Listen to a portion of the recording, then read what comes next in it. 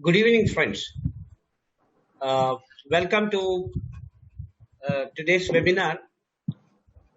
As you all know, today's topic is imagining India for contemporary politics, and what should the left do in these times.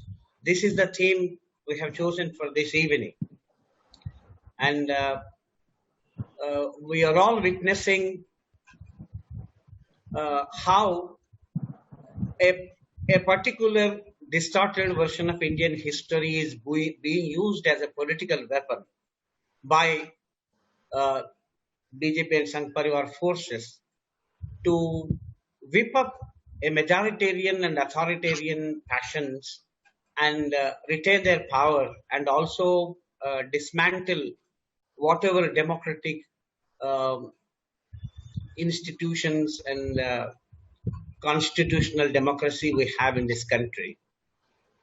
This poses in two challenges. One, how to effectively address this question or defeat these forces politically, and at the same time, it also uh, poses a challenge that how we, the left and the progressive uh,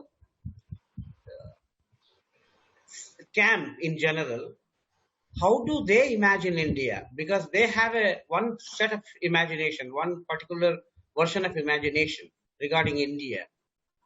Uh, we know what kind of imagination it is. They are very clear about it. But in the progressive camp, in the left and in the social movement and other people, there is no one uh, common idea of India, and there are almost different voices as far as India is concerned, ranging from whatever Indian past is completely bad to. So there is no point in going back to Indian past, and we have to create something new.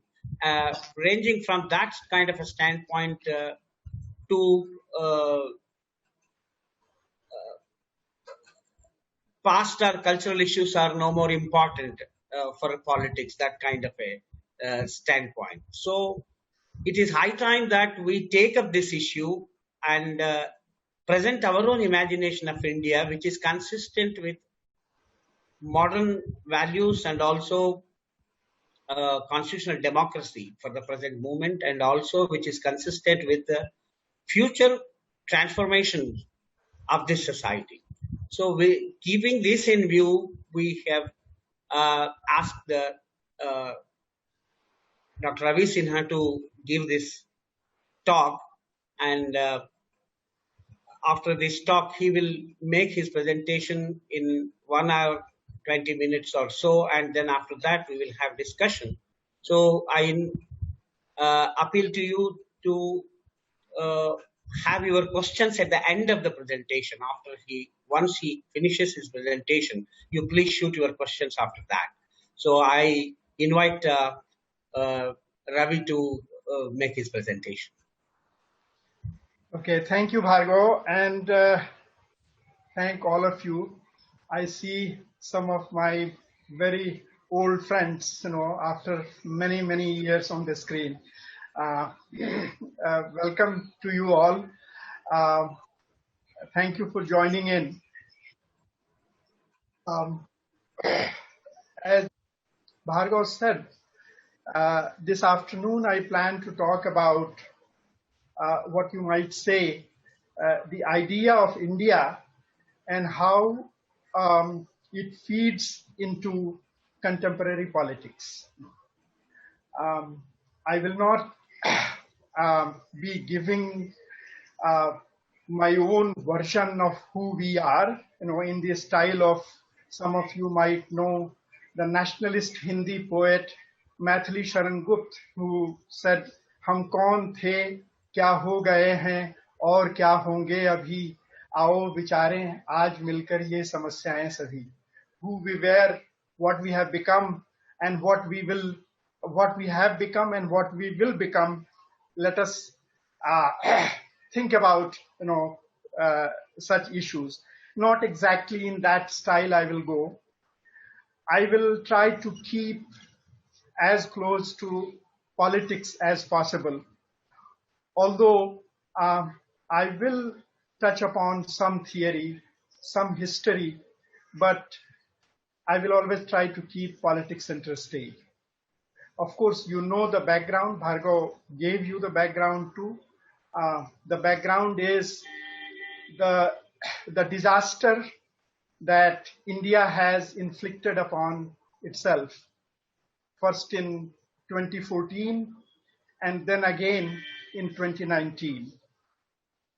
And even more disturbing or tragic seems to be that despite all the suffering, that whole of India is going through, especially the poor, especially lower half of India, you have seen the plight of migrant laborers and the daily wage earners in this lockdown and in this economic shutdown, how they are making ends meet, what they are eating, who knows.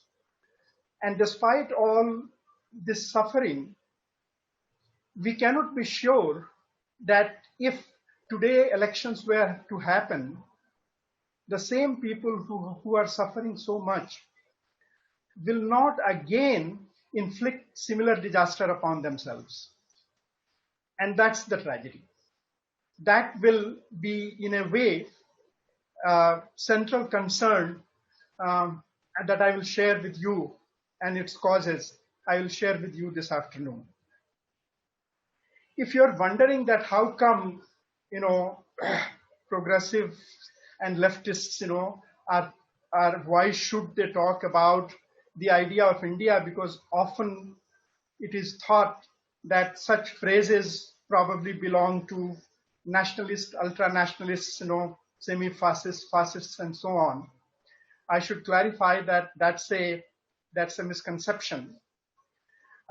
Idea of India everyone uses, and the phrase itself, many of you might know, that is Tagore's phrase.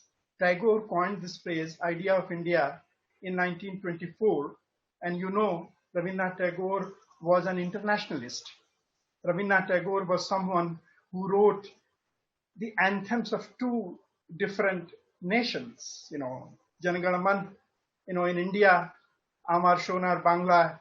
In Bangladesh, of course, he did not write it as national anthem. He did not know that they will become national anthem of the nations that will emerge out of the British colonial rule. But Tagore, you can say in one word, the internationalist, the poet who had whole humanity at the center of his thought and his literature. So please do not become worried about our using of this phrase of idea of India. And I will use, even though nationalism will come in discussion at times, but I will use it mostly in the civilizational sense, or you can say in the sense of the subcontinent, because we are trying to figure out why and how does one's idea or people's idea of distant past, even ancient past, becomes roped into the contemporary politics. So let me start with Hindutva's India. I don't have to say a whole lot about that, especially to this audience. We all know it very well. But just for completeness' sake, Hindutva's idea of India, you can describe it as a special kind of mythical India. Ram is at the center. We have witnessed in our own lifetimes the whole, probably the largest political mobilization in the post-independent India in the name of Ram and in the name of temple, and dismantling the Babri Masjid and so on. They have kept the mythological figure of Ram, the religious figure of Ram as a god, as Maryada Purushottam, at the center of their idea of India. Other religious icons also come in. Um, they are inclusive, very inclusive as far as gods are concerned, as far as Hindu gods are concerned. But at the center of this mythical India is their concept of cultural nationalism. This cultural nationalism, you can easily count some of the characteristic features of it. Firstly, it is majoritarian. Secondly, it is majoritarian based on religion, and related, of course, just for counting, just for clarifying, that it is exclusivist. It is majoritarian and exclusivist based on religious identity. And it has the way it's very easy for this kind of mythical conception of India to erase large part of history of India from its consideration. For example, it more or less erases much of history, most of India's history, and confines it to mythology. But specifically, it erases the medieval period, which in other words, you can also say the Muslim period or the Islamic period, the Muslim rule in India from 12th century to, formally speaking, 19th century, when formally Mughal Empire ends, but at least till 18th century, when British take over the subcontinent. Now, that's the key ideological part. That is, they politically also they use it. But their institutional structure, the other feature of in the part of their political ideological framework, the institutional structure, and now BJP, power then also has as a what should I say, daughter body, son body of RSS, it plays a major role now being in power. So RSS, and not only RSS is only about 100 years old. Even precursors of RSS, there were Hindu Mahasabhas and Hindu mobilizations. They have a history of 150 years. And even before RSS came into existence, all these organizations were there, and they were very widespread. And even in Congress Party, we will come to Congress Party more later. But even in Congress Party, sadly, always has had people, tendencies, strands which could easily fit into the RSS framework. Don't go by. I mean, it will become clear. Congress is, I admire and respect, the kind of difficulty it is facing, and the kind of fight it is putting up. But, I am just being a historian, and pointing out, I am not blaming anyone. I'm just being a historian in pointing out that Congress always had Hindu kind of forces. So that's the more organized part. In some ways, even more organized part is the religious institutions, and that does not often explicitly come into the political discourse. These religious institutions, play a very, very large role. They are very powerful. They are half visible, half invisible. Very few of us know really about all the mutts and all the religious much. You must be understanding the sects and mutts of various kinds within the Hindu religious dispensation. They can put crores of people in Kumbh, in Mahakumbh in Allahabad.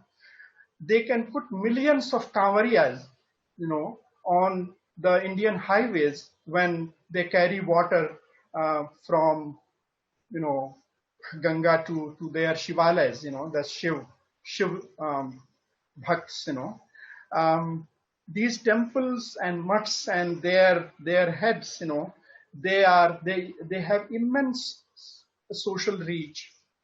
They are very rich. Some of these mutts and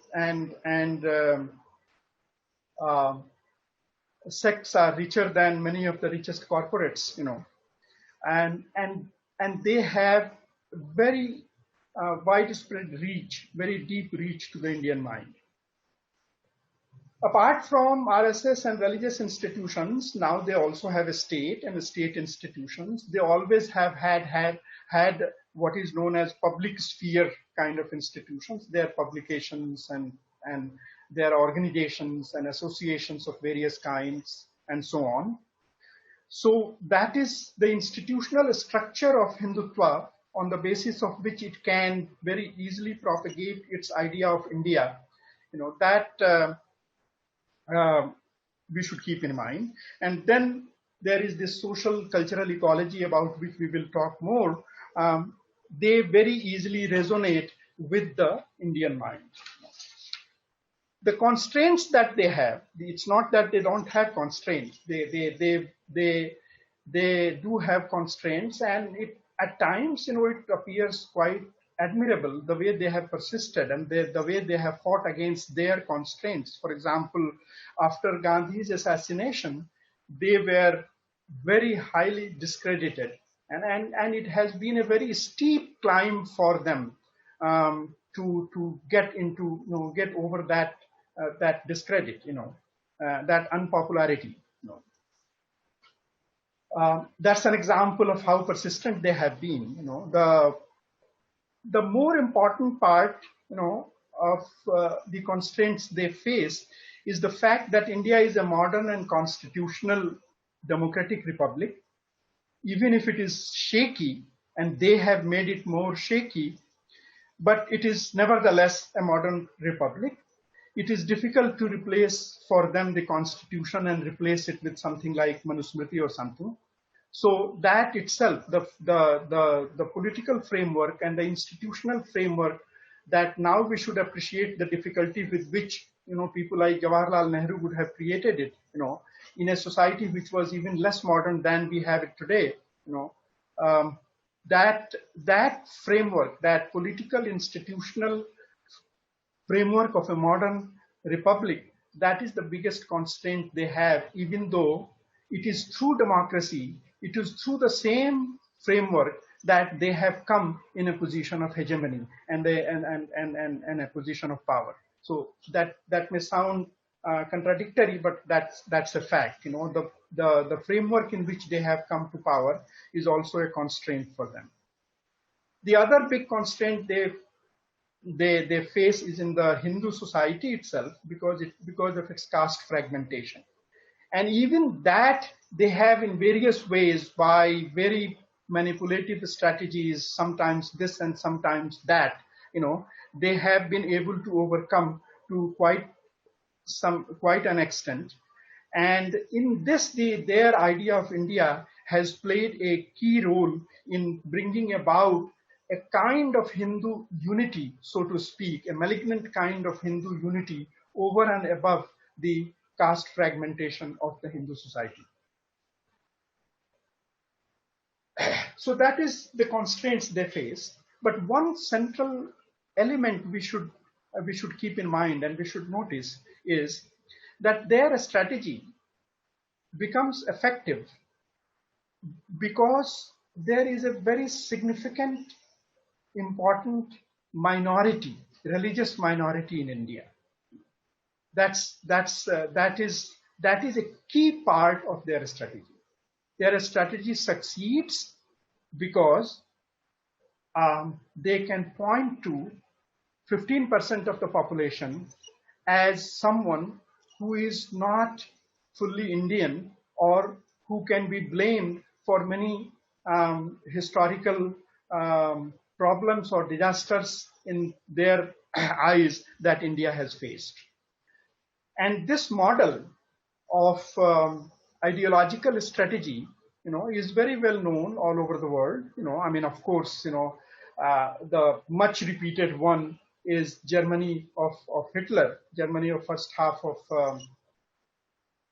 20th century, when probably a smaller percentage-wise than Muslims in India, but is still a very significant, very easily identifiable, and very influential minority.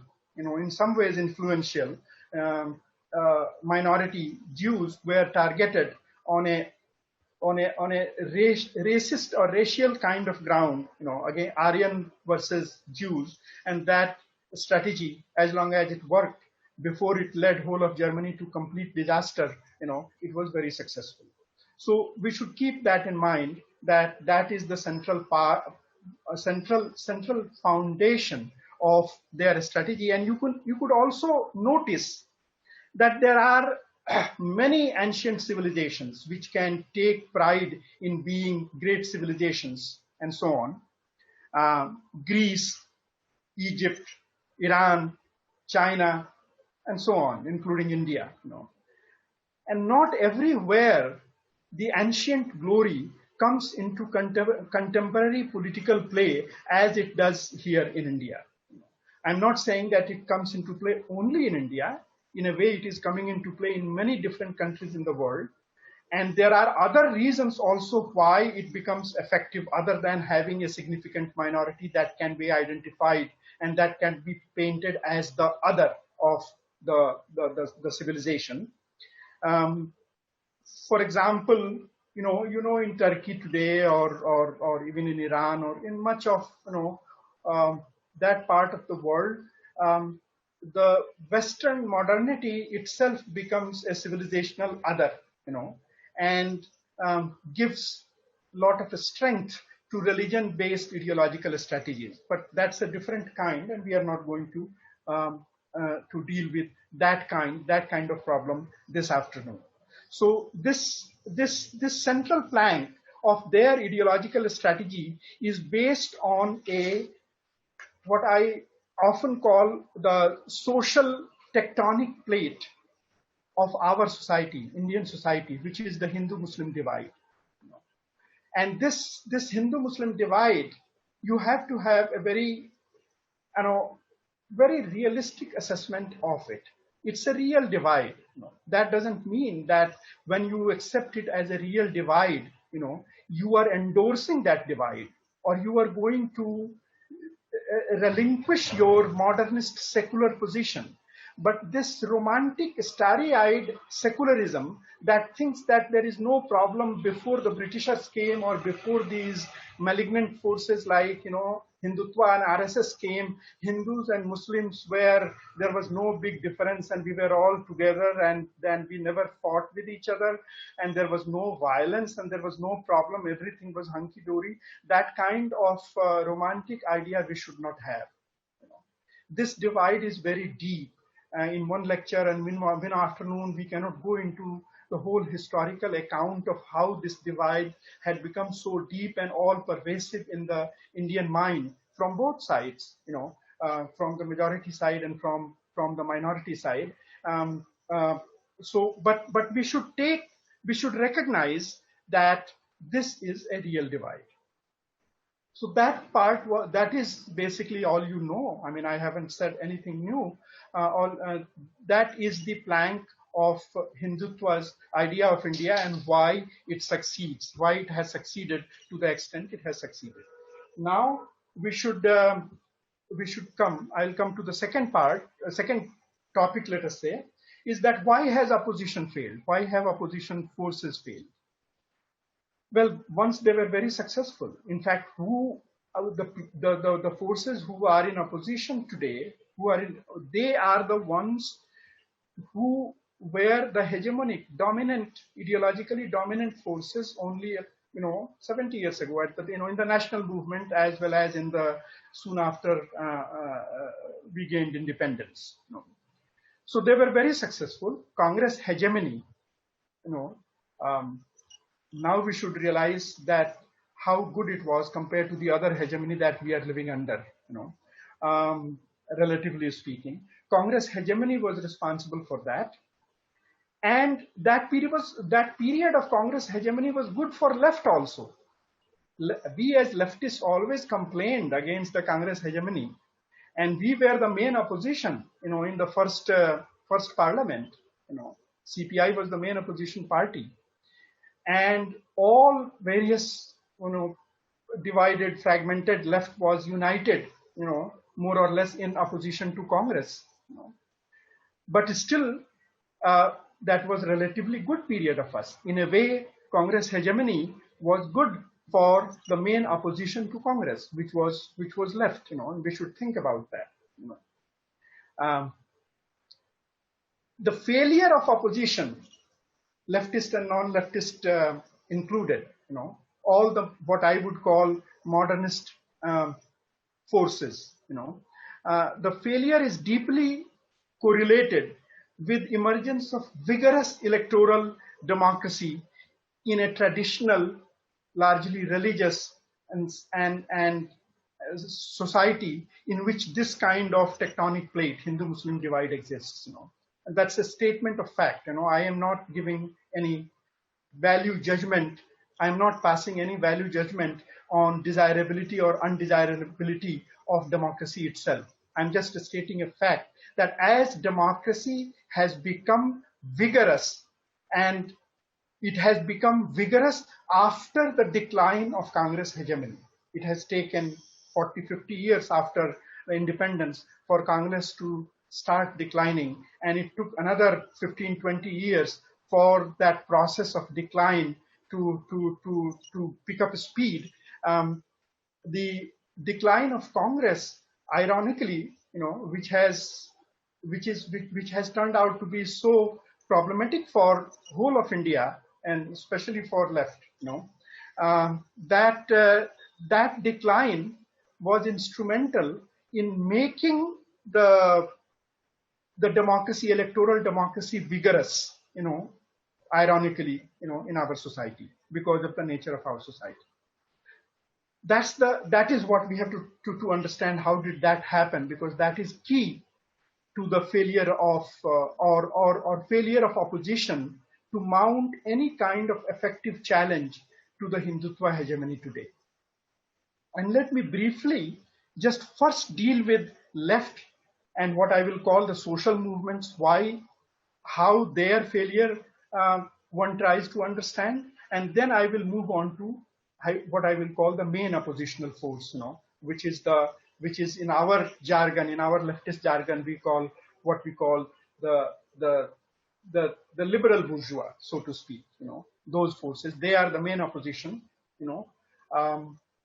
And we will see how we have misunderstood. We leftists, most of left, have misunderstood the kind of relationship that should be there between leftists and the progressive bourgeois, in a traditional society like ours. Why we have misunderstood that, why we have not taken care of that relationship very well, what kind of, why we became partly blind to this impending danger that is now come full bloom, namely the Hindutva hegemony. But I will come to that a little later. First, the failure of left. By left, I mean it is identified with, in India, it is identified with three aspects, what one can call class struggle, trade unions and peasant organizations and so on.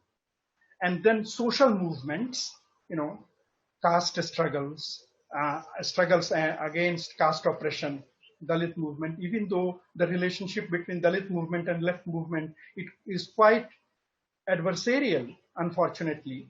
But I will come to it again, that it is not true that left has not paid attention to social movements and electoral politics. These three things together, electoral politics under various kind of communist parties, India is a country, India is a society that probably has largest number of different kinds of leftists, still. Now it is said that they have failed, main things quickly,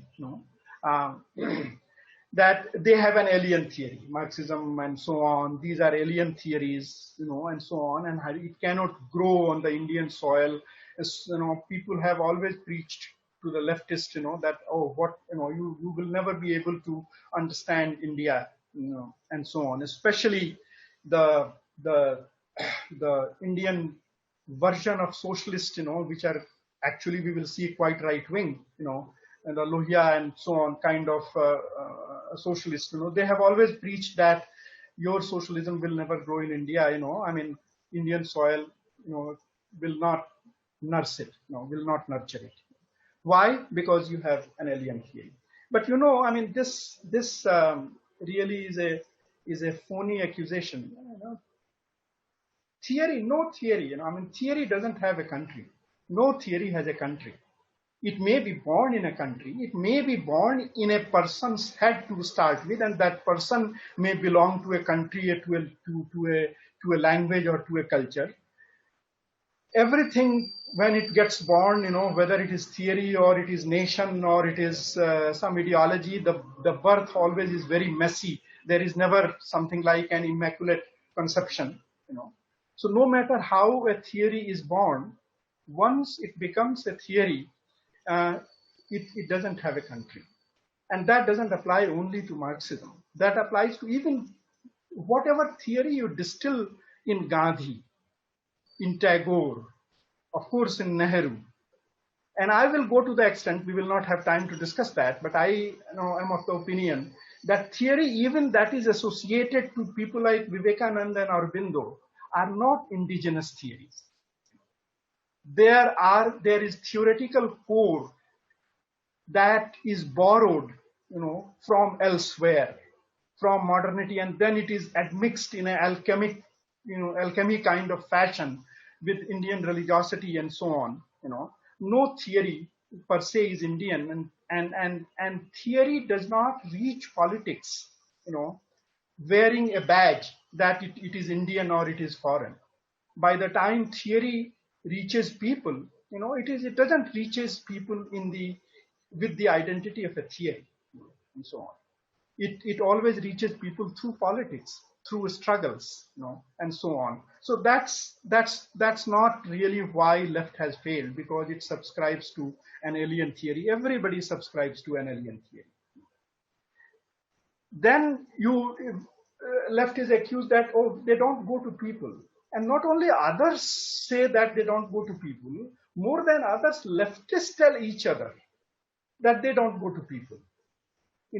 Hypothetically, you can come across two people by the roadside arguing very loudly with each other, and you pay attention and you find out that they are saying to each other, oh, go to people, go to the people, go to the people. Each one of them, both of them are saying the same thing to each other, go to the people. They are not making any move to go to the people, neither are they making any move to go to the library, but they are just making a big point, big argument about why, the talisman is that go to the people. It has degenerated even more in our smaller leftist groups. We just examine each other credentials. Much of our work goes into examining each other credential. How much sacrifice you have made, how committed you are, have you walked with the comrades in the forest through the night, have you been jailed, have you been tortured, were you in the heat of May, on the factory gate, or are you sitting in your AC room or whatever. We just keep on examining the credentials of each other and then accusing each other of various kinds of various forms of being traitors or revisionists or whatever, But anyway, that by the way, this going to the people, the fact is that left has always gone to the people. Even though dogma on its lips, whenever it writes its party program or whenever it writes anything, some form of some dogmatic expression of theory will be there, but no one can accuse of left going to not going to the people. Left has always gone to the people. Left has always been with the people, and yet it has failed. So the failure is somewhere else. Then people say that, related to the first point, alien theory, that you do not understand the social reality. For example, you do not understand caste. You just keep on talking about class, but you know that in India, Indian society is identified with caste, and now partly that accusation sticks, but it sticks only in the theory part, in the theory part, that what we say, what we are in our articulation, in our theorizations, even in the caste related social movements, left has been present and left has played a role. But let me move on. I'm not saying what is the failure of left, and I'm not explaining it. I am just saying that whatever popular explanations are there, they don't hold water. But if it was true that left failed because it did not recognize Indian social reality, then others who do recognize Indian social reality and keep on underlining that, particularity of Indian social reality, they should have succeeded. So the social movements, various social movements should have succeeded. Social movements, based on caste, based on gender, based on nativity, based on maybe at times language, you can count many, many different kinds of social movements. They should have succeeded. And I will not, take too much time in going into each one of them in detail, but I will just take the example, very briefly, the example of Dalit movement.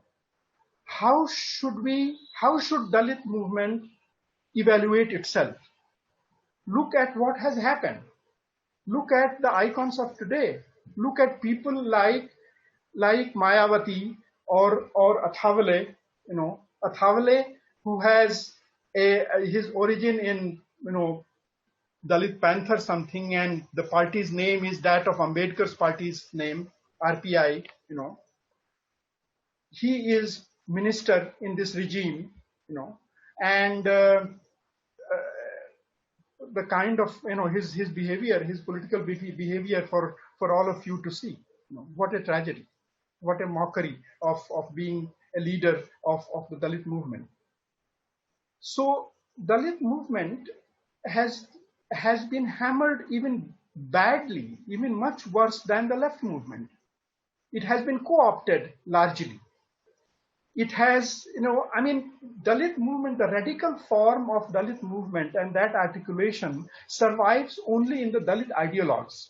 In the movement itself, there is not much there. Occasionally, there is a resistant movement. Some gruesome kind of violence, happens. The violence against Dalits happens all the time, every day. But some gruesome violence happens, and for various reasons, it picks up momentum. Some hero emerges, based on that resistant movement, and after some time, such temporary heroes disappear. So either the ideologues have very radical articulation of Dalit movement, or there are these occasional temporary heroes where, other than that, where, or most of it is co-opted by Hindutva itself, where is Dalit movement? So why did they fail? Why did social movements fail? We will come to that, that the theory part, when we come to that, how certain kinds of theories, when they imagine that India will be a place of million social movements, which will lead to a largely a stateless and communitarian kind of, some kind of anarchist kind of paradise, those million movements driving the Indian politics or driving the world politics, has not succeeded, and we will have to keep that in mind, that failure too. More important is the failure of the liberal secular bourgeois, because that has been the principal architect of modern India. And I mean Nehru's Congress, or Nehru's part of Congress. Congress was always never it was in his full control. It had all kinds of very, very problematic people who would have fitted better with RSS than with Congress. But Nehru's Congress was different. Nehru's part of Congress was different. Nehru's vision of Congress was different. And he was the principal architect of whatever modern India we have. and that is why they don't like him. That is why he keeps on, they are bothered every day by his ghost. So why did something that started as gloriously in much more difficult conditions, why did that fail? And that is something that is much more, that gives much more insight. Why are they in such difficult conditions that they cannot, the liberal bourgeois secular forces cannot mount an effective challenge to the Hindutva hegemony? And this is something, I will not try to answer, at one go. I will just mention that sometimes I call it, Walzer's paradox. There is a Princeton political philosopher. His name is I think Michael Walzer. He wrote a nice little book, based on his lectures. And he took 3 or 4 countries which became independent, led by the progressive bourgeoisie, liberal, modernist, secular bourgeoisie. The national movement was led by them. The republic, the constitutional modern republic, was established by them. The entire political framework of a state, in that colonial country, he takes 3 countries, and there are others who have taken similar examples, And in all countries, you find that after 40, 50 years, the religious conservatives come to power. The people who are exactly opposite of people like Nehru, or I think he takes Egypt or Israel or even Ireland, kind of, everywhere religious right emerges after 40 or 50 years. And he leaves at that. He calls it, the book, I think, if I remember correctly, the name of the book is the Paradox of Liberation. So this problem that is not specific to India only, that has happened in other countries too, that in a tradition-bound, largely religious kind of society, because of colonialism, because of anti-colonial mobilization, modernist bourgeois forces come to the leadership of nationalist movement, and they conceptualize an independent nation which is modern, which is constitutional, which is democratic, which is secular, and so on. And on such foundation, then democracy proceeds. 20, 30, 40 years, their hegemony rules, that society. But eventually, as democracy gains ground, as elections become more and more real, as elections get out of the shadow of what I will call good bourgeois hegemony, better bourgeois hegemony compared to what the kind of hegemony you have. So the modern bourgeois hegemony, as the democracy gets out of the shadow of that hegemony, then the society itself, the churning, electoral activism, electoral political activity in the society itself throws up a new leadership which suits that society, which resonates more with that society, and that is not secular, that is not modernist, that is sectarian, that uses religion as its basis. And this happens. This has happened in many, many countries, and we are a prime example of that. So Walzer's paradox, we will have to try to understand why does this happen. Now, quickly, I will have to move to some theoretical points. It is not much theory, I will deal with. You can say that I will go through some theoretical anecdotes, as a preparation to state my position. I will not be, these are such large questions, such a big crisis that we are facing and many, many countries are facing, that I cannot answer that. No one can answer. Frankly, I don't have an answer, but every individual thinks. And I think the kind of answer we should try to construct, even that cannot be that, rough idea cannot be communicated in just one lecture, in one afternoon. So I will be very schematic. And in order to prepare for that, I will give you some theoretical anecdotes, let us say. A few years ago, I think it was 2013 or so, a very famous Marxist scholar and historian, Perry Anderson, wrote a very sloppy book on India. It was called Indian Ideology. He started that book. I will not go into the details of that book. But he started by ridiculing Nehru. He started by mocking Nehru that, oh, this guy was imagining a 6,000-year-old civilization. Where was India? British created India. There was never India before that. It was I will not go into my tirade against Anderson. Anderson is a very respectable Marxist, and I don't know why he wrote such a sloppy book, But interesting thing for my purpose was that Indian intellectuals got very worked up, and many of them wrote very acerbic, very acidic, very aggressive articles criticizing that. Many of them were intellectuals of the post-colonial, post-structural, post this, post that, even post-Marxist kind. I will come a little bit more about this post kind of theory. And they just attacked Anderson like anything. I am not defending Anderson. Probably he deserved that attack. But interesting thing was that no one defended Nehru. The basic attack, at least one part of attack that Anderson was making, that Nehru was being a romantic, a very foolhardy in imagining that for 6,000 years something like India has existed.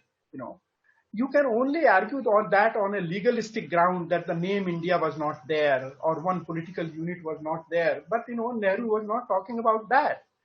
Nehru was talking about, and in a very popular kind of book, written apparently, as letters to his daughter, he was talking about very serious matter, very deep matter.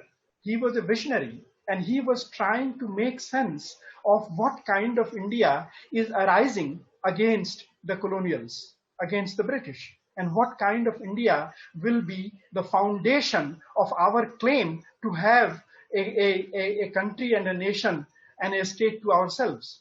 He was dealing with very difficult problem, and he started out very well. In fact, he started out the best. Many people tried that, but his vision stands out. We will come to that a little later. None of these intellectuals defended that. Even from our side, CPM famous economist and ideologue Prabhat Patnaik, our friend too,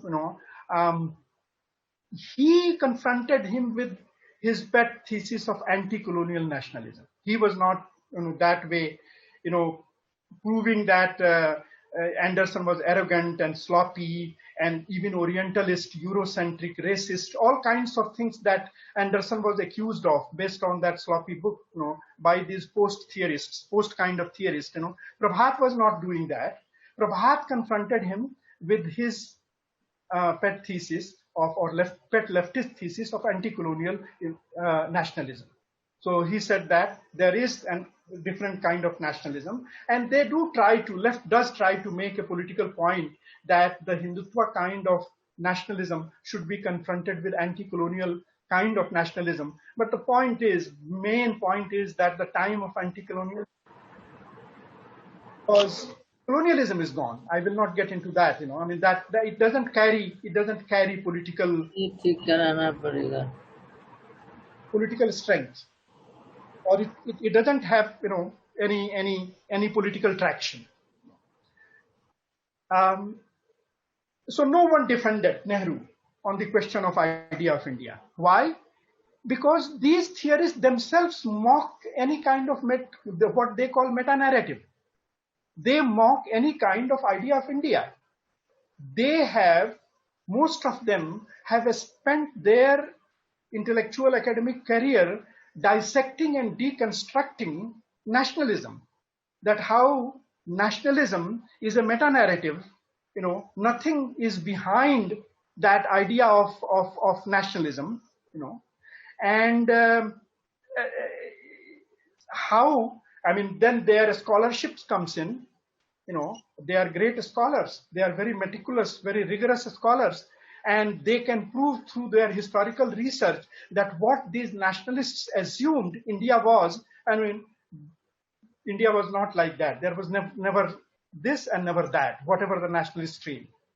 All the subaltern work, kind of historians, and other post-colonial kind of historians, they had spent their career deconstructing nationalism. Nationalism of the national movement, nationalism of the anti-colonial movement, that grand narrative. How were they going to defend Nehru, who was trying to visualize a civilization 6,000 years old? This kind of theory, I don't have time today to go into that detail. This kind of theory, even though very, very, very rigorous, very erudite, very scholarly, has taken the political teeth out of political theory. This post-colonial kind of theorizations. They don't understand. They themselves argue. Okay, so let me now come to that.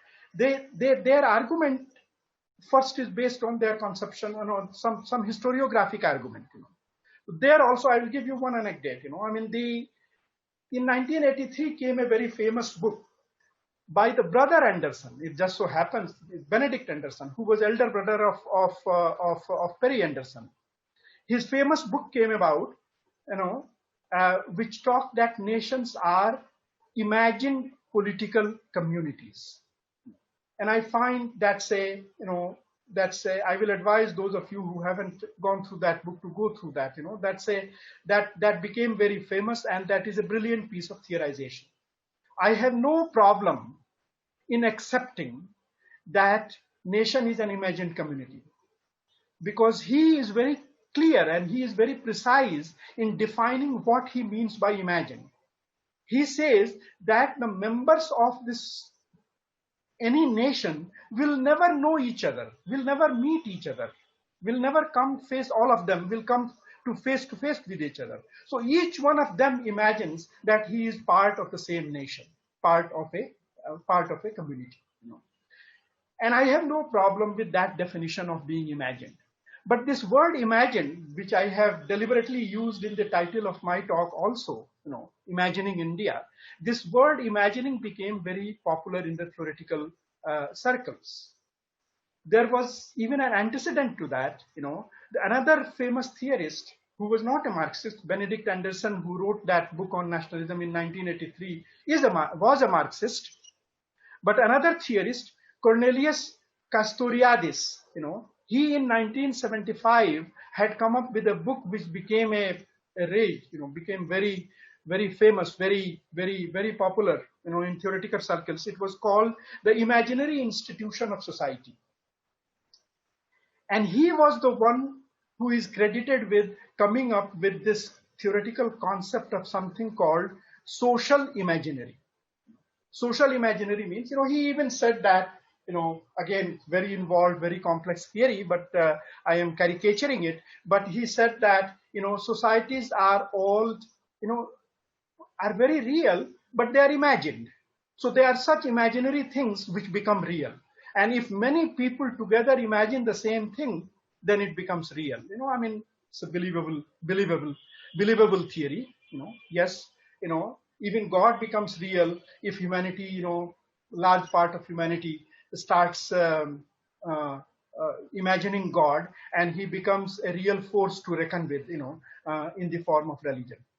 So yes, I can accept that society, is an imaginary institution. But then this imaginary word was misused also. This imaginary word was misused, in many different ways. I will not go into caricaturing those, but I will just take the best example of that, whom again, a theorist whom I admire among Indian theorists, Sudipta Kaviraj. He wrote a very famous article in 1992, which was called The Imaginary Institution of India. And I'm not saying that he is misusing the concept. It's a very erudite article, well-argued article.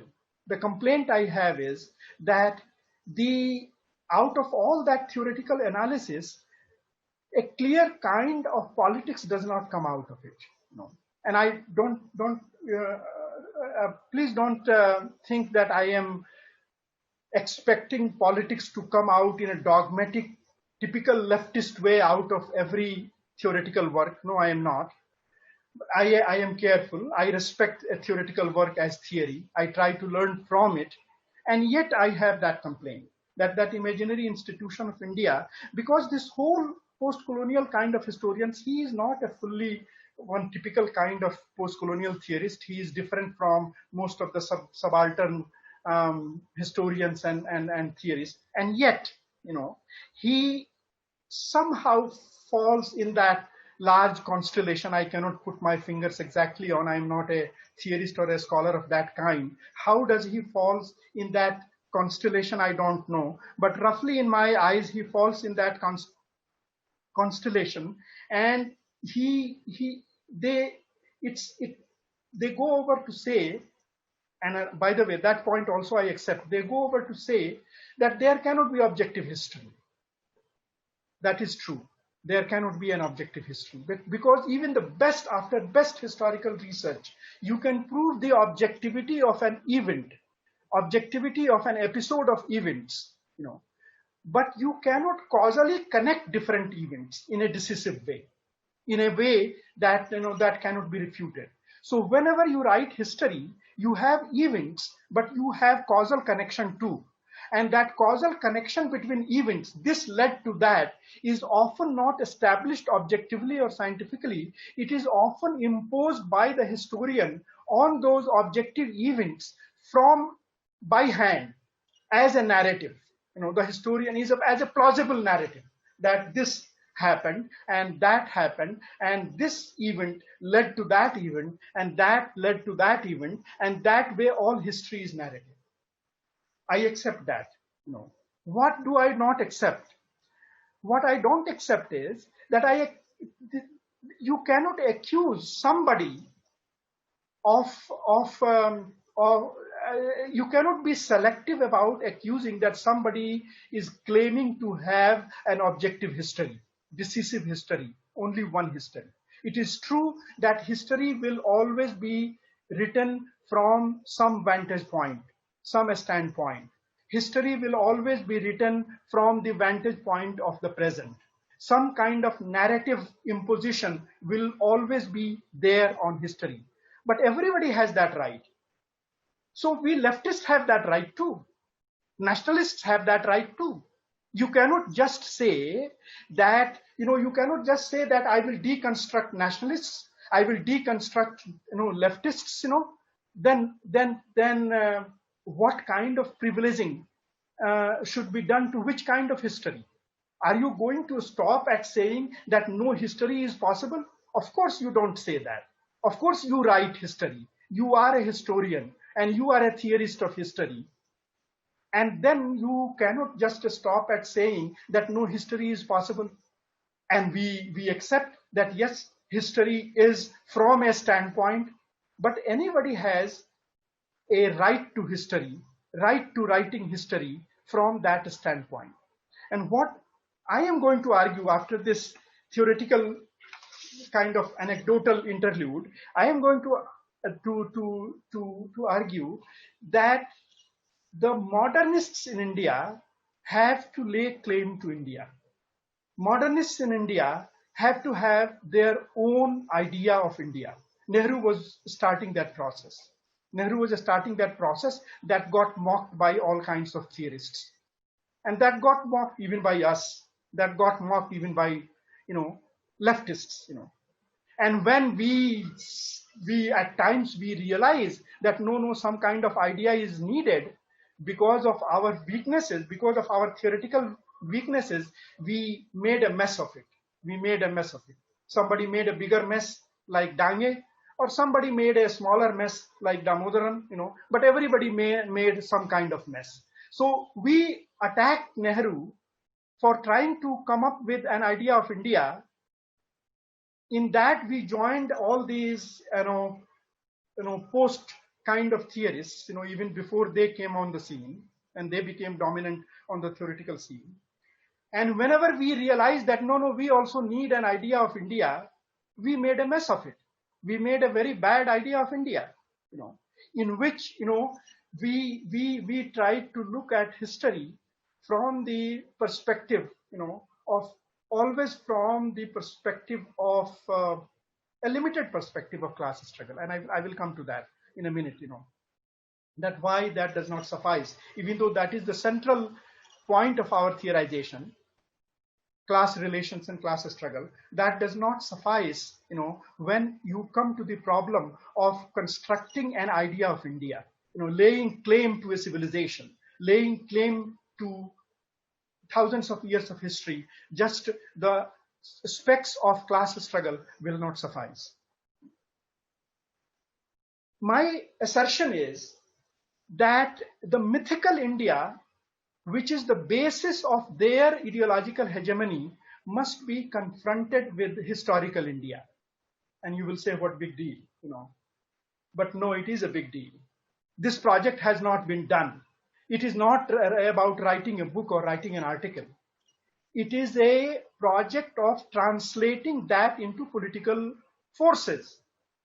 It is a project of translating that kind of idea of India into a political force, the way they have translated, their idea of mythical India into a political force. Mythical India is intellectually, rationally is even more laughable. And look, yet they have turned into a formidable political engine, formidable political force. They have been supported in this by the religiosity of India, by all the religious institutions, everything that I talked about in the beginning. But for whatever has helped them, they have been able to accomplish that. And the project of turning historical India, which is as much unimagined India, I should again clarify, I am not claiming to any objective history. I recognize that objective history is impossible. I recognize that that any history will be written from some vantage point of the present. And our vantage point, our standpoint, from which we should lay claim to India, lay claim to the idea of India, that should be the modernist claim. That should be the modernist vantage point, and there is a lot in there. In this simple sentence, there is a lot of worried which will be very controversial, and that will give rise to many, many debates, hopefully, within the left circles, about that. So my assertion is that we take up this project. The modernist forces, leftist included, must sincerely, urgently take up this project of lay claim to idea of India from a modernist viewpoint. This will not be a monopoly of leftists. Leftists will not have, they cannot have a separate idea of India. Many ideas of India's will not survive. They will not gain political traction. This modernist standpoint will be roped into claiming the idea of India. How? I will just give you, again, it's a large subject and we are just starting out on that theoretical political journey. So I will just give you some caricature-like, example. If they say Ram is the central figure, and they worship Ram, don't laugh at me, I am going to give a caricature-like example. We say that we admire the creative genius of Valmiki.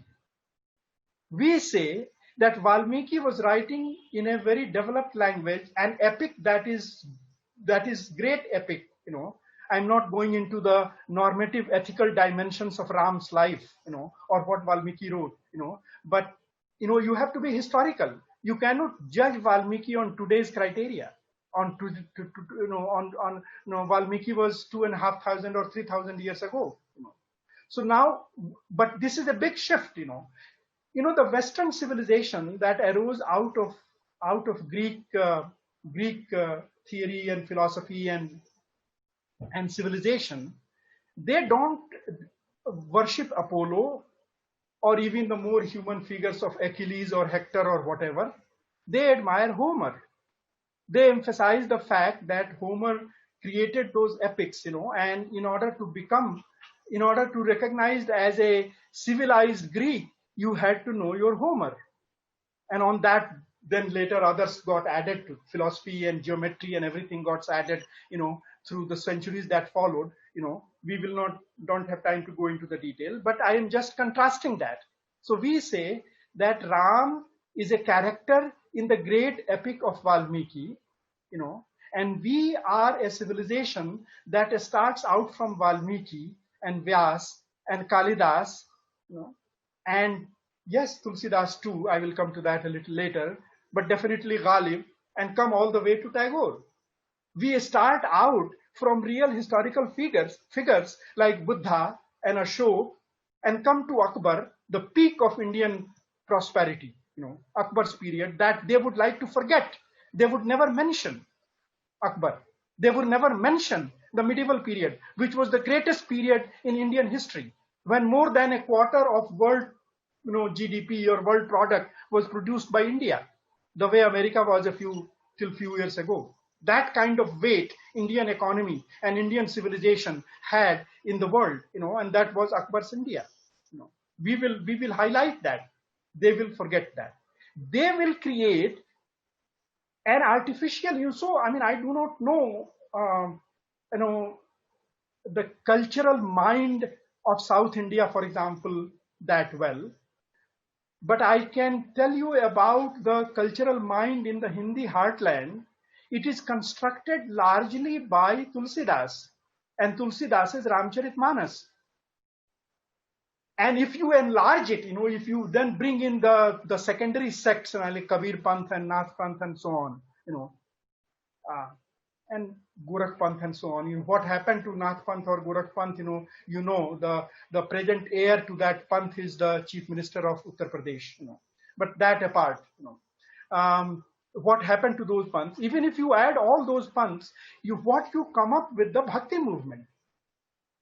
The Hindi literateurs call that period the golden period of Hindi literature. And what was this Bhakti literature? Apart from the fact, you can argue, and that part I admire, that it challenged caste systems and so on. But in all of Bhakti Sahitya, there is no mention of contemporary society of that time, with few exceptions like Jayasi's Padmavat, which does mention Alauddin Khilji, and so on. A few references here and there. Can you imagine the entire literature of an entire period not having an inkling about what was the society and what was the politics of that society? It was everybody, this Hindu-Muslim tectonic plate, this Hindu-Muslim divide has not arisen, just spontaneously. There has been a 500-year-long history to create that divide, from both the sides. From one side, it was invasion from outside, political rule, and every political rule will come with oppression. So I am not saying that the Islamic rule or Mughal rule was all very, respecting the Charter of Human Rights. No.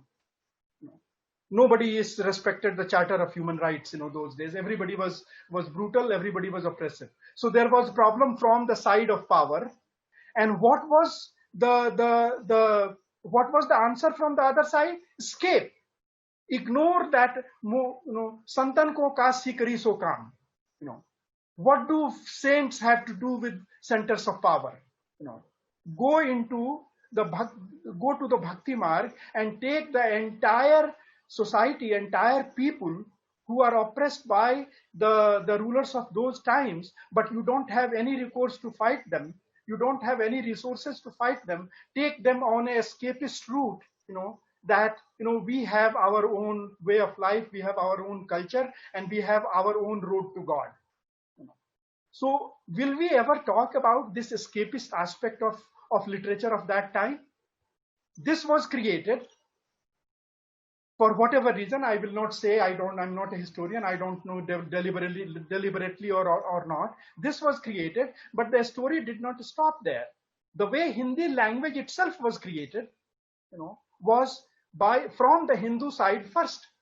The Hindu side first separated, the khadi boli that we use, which is the basis of modern, Hindi, uh, grammatical infrastructure of modern Hindi is same as Urdu, that infrastructure. That started in 12th, 13th or 14th century. And there is no talk of that, what happened to that khadi boli. Any literature or Urdu, any literature was generated in that language, in khadi boli, in rekhta or in Urdu, whatever you call it. That is absent from much of the Hindi cultural mind. Hindi cultural mind recognizes only the bhakti literature, Avadhi Braj Bhasha, and so on. And this was, when you come to 19th century, when Hindi deliberately and politically is separated from Urdu, this is being done by the communal Hindu forces, like Bhartendu Harishchandra, like others whose name I forget, but definitely, Madan Mohan Malviya later. So earlier Bhartendu Harishchandra and later Madan Mohan Malviya, and they met, they knew each other. Young Madan Mohan Malviya knew Bhartendu Harishchandra. And these communal people like Bhartendu Harishchandra and Madan Mohan Malviya, they are the ones who created, quote unquote, created modern Hindi.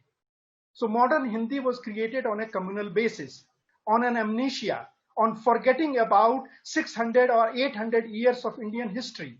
One of the most glorious periods of Indian history was deliberately forgotten, in all this literary and cultural discourse, in all this concoction that is known as Hindi literature, artificially separated from Urdu literature. So, this all will come, I digressed a little bit here, but this all will come into how historical India will be created. It will take different forms in different languages, maybe in different cultural settings, but historical India will have to be meticulously, deliberately constructed, and then it will have to be taken to the political field. Now I have taken my time, but just give me a few more minutes, to make a few points and then conclude. There are tricky questions, and I'm not saying that it is going to be easy. I will just for a few minutes deal with two questions. How will a Dalit, for example, lay claim to this idea of India? What does Dalit do to a Valmiki? Don't confuse the Valmiki, there is a Dalit subcaste also known as Valmiki, the Valmiki, the creator of Ramayana, creator of the character of Ram, creator of the character of Maryada Purushottam, which was, I don't know whether he called him Maryada Purushottam or not, or he was called by some others. I'm not a scholar of literature. But what should be the attitude of Dalits to a Valmiki? What should be the attitude of a Dalit to a Kalidas? What should be the attitude of a Dalit to a Ghalib? Or what should be an attitude of a Dalit even to Rabindranath Tagore? So whether Valmiki, starting with Valmiki and Vyas, going through the classical period of Kalidas and Bhas and Banabhat and whoever, coming all the way to Kalhans Raj Tarangini, all the classical Sanskrit literature, what should be the attitude of Dalits and Dalit movement to the classical India? Now that's a tough question. That is a tough question, but Dalit movement will have to think about it.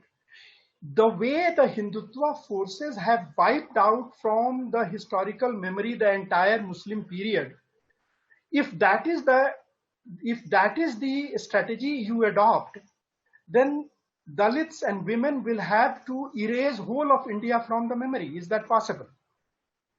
Whole of India, entire India in its entire history has been anti-Dalit and anti-women and anti-many, many other people too. But these are large examples, anti-Dalit and anti-women.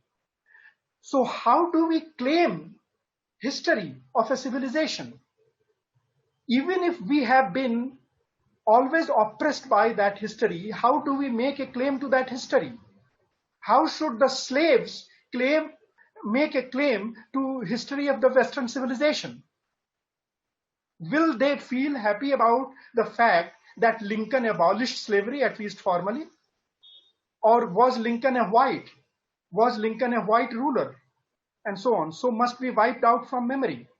Now in Dalit movement, and now I am talking of Dalit ideologues, if the whole emphasis is that before you speak about the Dalit issue, before you speak about the Dalit question, before you speak about the Dalit issue, ask yourself, what is your caste standpoint? Which caste you were born into? Are you a Savarna? Then do you have a right to speak, about something that relates to Dalit? Again, I'm sorry, I'm caricaturing a little bit. It is maybe not as blunt, but this kind of attitude comes through from the theorization of Dalit ideologues. When you are emphasizing the experiential aspect of Dalit life, that those who have experienced, when you are experiences, that theory is embodied in the Dalit.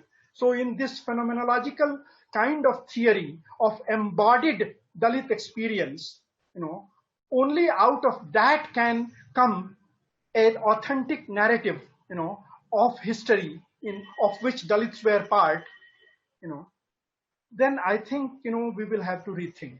How will Dalits lay claim to the idea of India? And that is why deliberately I call it historical idea of India, historical India, because you cannot judge a Kalidas on the basis of what caste he was born into. Now that thing is gone. When you were there in time of Kalidas, and if Dalit movement was there, things would have been different. But now Kalidas is something else. We don't have an option. We have to choose. Do we own Kalidas or not? Do we feel proud of Kalidas or not? Because Kalidas is our peak. Now somebody will throw away Kalidas because he wrote in Sanskrit. Somebody will throw away Kalidas because if he existed, he is not a fully established, historical figure. But, if he existed, most likely he was a Brahmin. Could that be the basis of judging, those pointers, those points through which you construct your map of India, your map of civilizational India, or your civilizational map of India? That is something we will have to think about. I feel that we will have to rethink, and Dalits will have to lay claim to Kalidas too. Dalits will have to lay claim to Valmiki too. The way they lay claim to Buddha, the way they would lay claim to maybe Ashoka, they should lay claim to Akbar, they should lay claim to Nehru also. Because our civilization, I will put it crudely, our civilization is identified with such people. Buddha, Ashok, Akbar and Nehru. For me, these are, this is what I am saying, my idea of India, even though I am a leftist and I love Bhagat Singh more than I love Nehru. And yet I am not sticking my neck out and I am not identifying Bhagat Singh with the civilizational identity of India. The meaning of Bhagat Singh is something else. But the meaning of Buddha, Ashok, Akbar and Nehru, that is a different meaning. The deliberate omissions that I am making there are obvious, and I will not go into that. I'm not taking Gandhi's name, for example, even though I will have, if you force me, I will include that. But for me, the modernist standpoint from where I will claim the idea of India, Nehru, is the modern peak. So, and same way about in literature, in ideas, Valmiki, Vyas, Kalidas, Bhas, Kalhan, then Mir, Ghalib, why not? Why only Tulsidas? Why only Surdas? And all the way to Rabindranath Tagore. Even though Rabindranath Tagore I know was a mystic and I am not. He was irrational. When I read his conversation with the Einstein, those 3-4 pages you should read, I almost feel ashamed. The kind of nonsense he is talking about and the kind of sense Einstein is talking about 10 years he's younger, or 15, not 10 years, 18 years he's younger than Rabindranath Tagore. And yet I am proud of Rabindranath Tagore. So, these are very complex things. I mean, I am proud of Tagore. That doesn't mean that I subscribe to everything that Tagore believed in. I subscribe to everything that Kalidas believed in, or I subscribe to everything that Valmiki prescribed as a norm of a society, through his epic. I don't subscribe to that, and yet I feel proud of that. That is how the leftist will have to think, and that is how the Dalits will have to think also. Well, I think I will leave it at that. I will conclude here. There is a big point about leftists, that how leftists, well, just a few sentences. There will be big controversies about what I am saying, in the leftist circles, because they will say, a standard leftist theory will say that, what are you talking about? All this superstructure, you are giving all this weight to superstructure, this, idea of India. Is this what has become central to you? What happened to the material foundations? What happened to the production relations? What happened to the class struggle? Where have you gone? This was not expected of you. We in NSI have a very consistent, very Marxist, very confident Marxist theory, about separating the social totality into system and rest of society.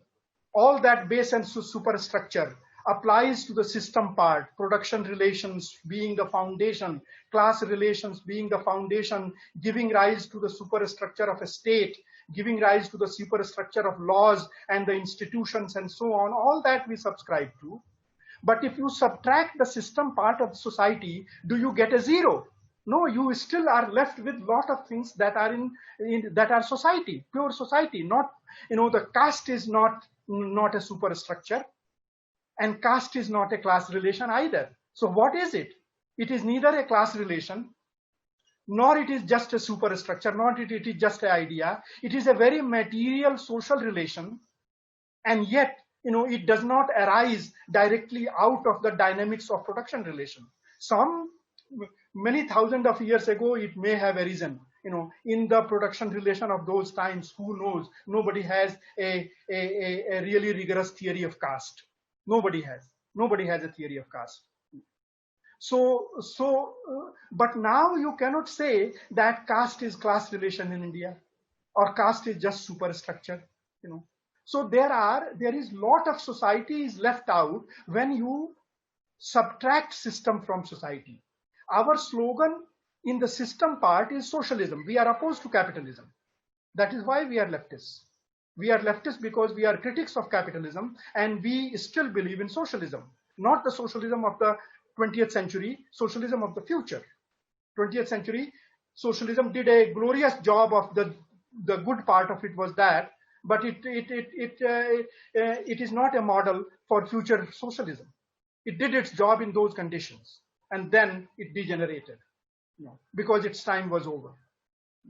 So the system part, we have the slogan socialism. What is our slogan? What is the slogan of a leftist, in the society part? That slogan is modernity. And now, it becomes so controversial that modernity is such an abused term. In the theoretical circles, people will say, "Oh, this guy, he is an idiot. He doesn't know any theory. He doesn't know that modernity is gone. Now post-modernity, that time is coming in.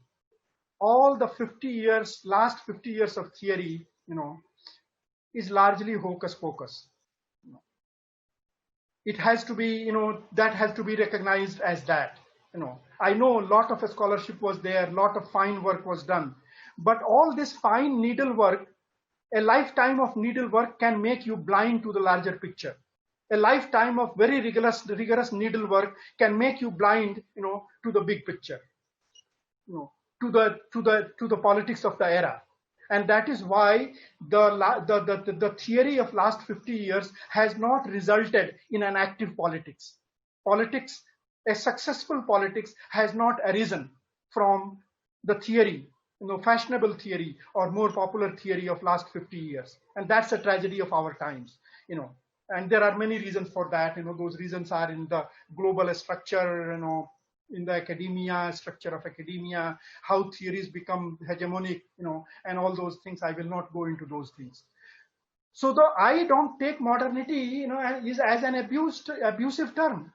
I take modernity simple as two things: rationality and equality, reason and human equality. That is modernity. And as Voltaire told Rousseau, who was critiquing the whole civilization, he wrote to Rousseau that you have proposed that we should go back on four. That I left in my childhood. Going back on four means walking on four. Your hand and feet. On your knees. Or walking like an four-legged animal. Voltaire told Rousseau that I am not ready to go on back on four. So there is no going back on four. Modernity is not going to return. Capitalism is not permanent. Capitalism will end. It may end abruptly. It may end over a period of time. But there is a definite end of capitalism. Humanity will progress to the next way of living. Next system. Which we believe will be socialist system of some kind. Will be the socialist system of future. But there is no such end to modernity. If you say that everything has an end, then I will say in a theoretical mathematical term that modernity will have only an asymptotic end. It will approach its ends but never will exactly come to that end. It will keep on reforming itself, just as science progresses not by interacting with non-science. Science progresses by critiquing itself. Science progresses by improving itself. Science progresses by getting over its own boundaries and limitations. Same way, modernity will improve by crossing its own boundaries and going to the better and fitting itself into a better and better social cultural ecology. So modernity will change, but basically it will not change. Basically, it will be based on reason and human equality. Those are the two, and nobody has an alternate to that. There will never be an alternative to that. So whatever political ideology you subscribe to, or whatever political ideology you come to in the social sector, in the sector of society, I'm not talking of the system part, not the state and economy and constitution and laws. No, that is the system part. In the society part, modernity is an epochal slogan. It will more or less always be there, even though it will keep on changing, and there will never going to be a postmodern era. Postmodern era is a chimera, is an illusion by some overambitious, and I will say careerist intellectuals and theorists. So that's what are the political implications. That's few sentences, and I will conclude. The historical idea of India, I am not saying that today you get the idea and tomorrow it turns into politics. It will be a very steep climb, as steep a climb, or maybe even a steeper climb than it was for mythical India, for Hindutva India. They were supported by our society. We will not be as much supported by our society.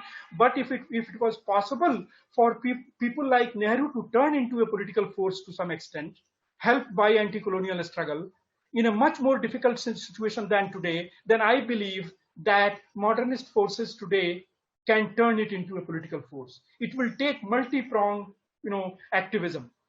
It will take, if they spoil, destroy all the intellectual heritage that we have, all the intellectual cultural part that we have, if they go after Nehru and also against JNU, if they throw all the likes of us into jail or eliminate us, still modernity will not be eliminated, because modernity has taken roots in our traditional society, but still it has taken roots.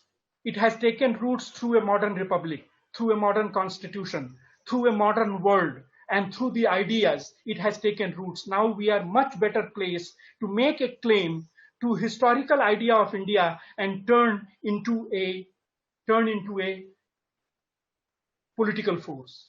And for that, one more point is point of populism. There is conservative populism that we are faced with, religious conservative populism,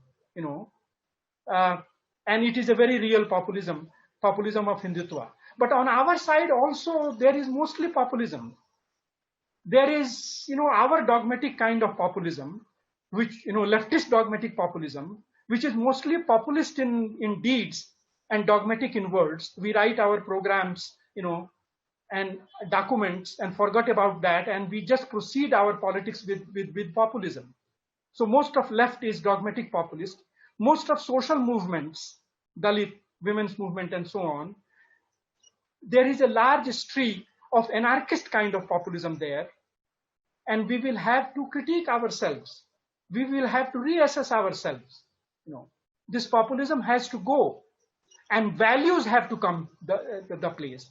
We have to determine our civilizational, cultural, as well as ideological and theoretical values. And those values, for those values, we should be ready to go against sections of people too, to go against people too, to be ready to be beaten up by them.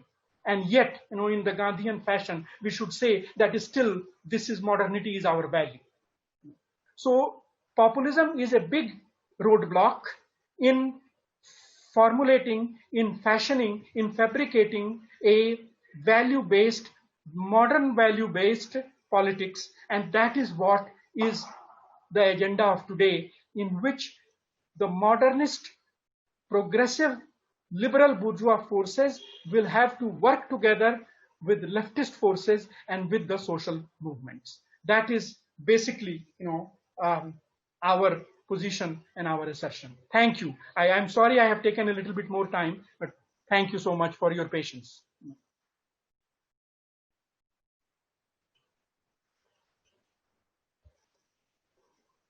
May I ask you a question?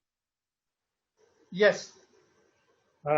This was a wonderful lecture, and we were all talking about your lecture before you gave it with our friends, that this issue of cultural hegemony has to be tackled. And you have given some insights into that. For that, I congratulate you first.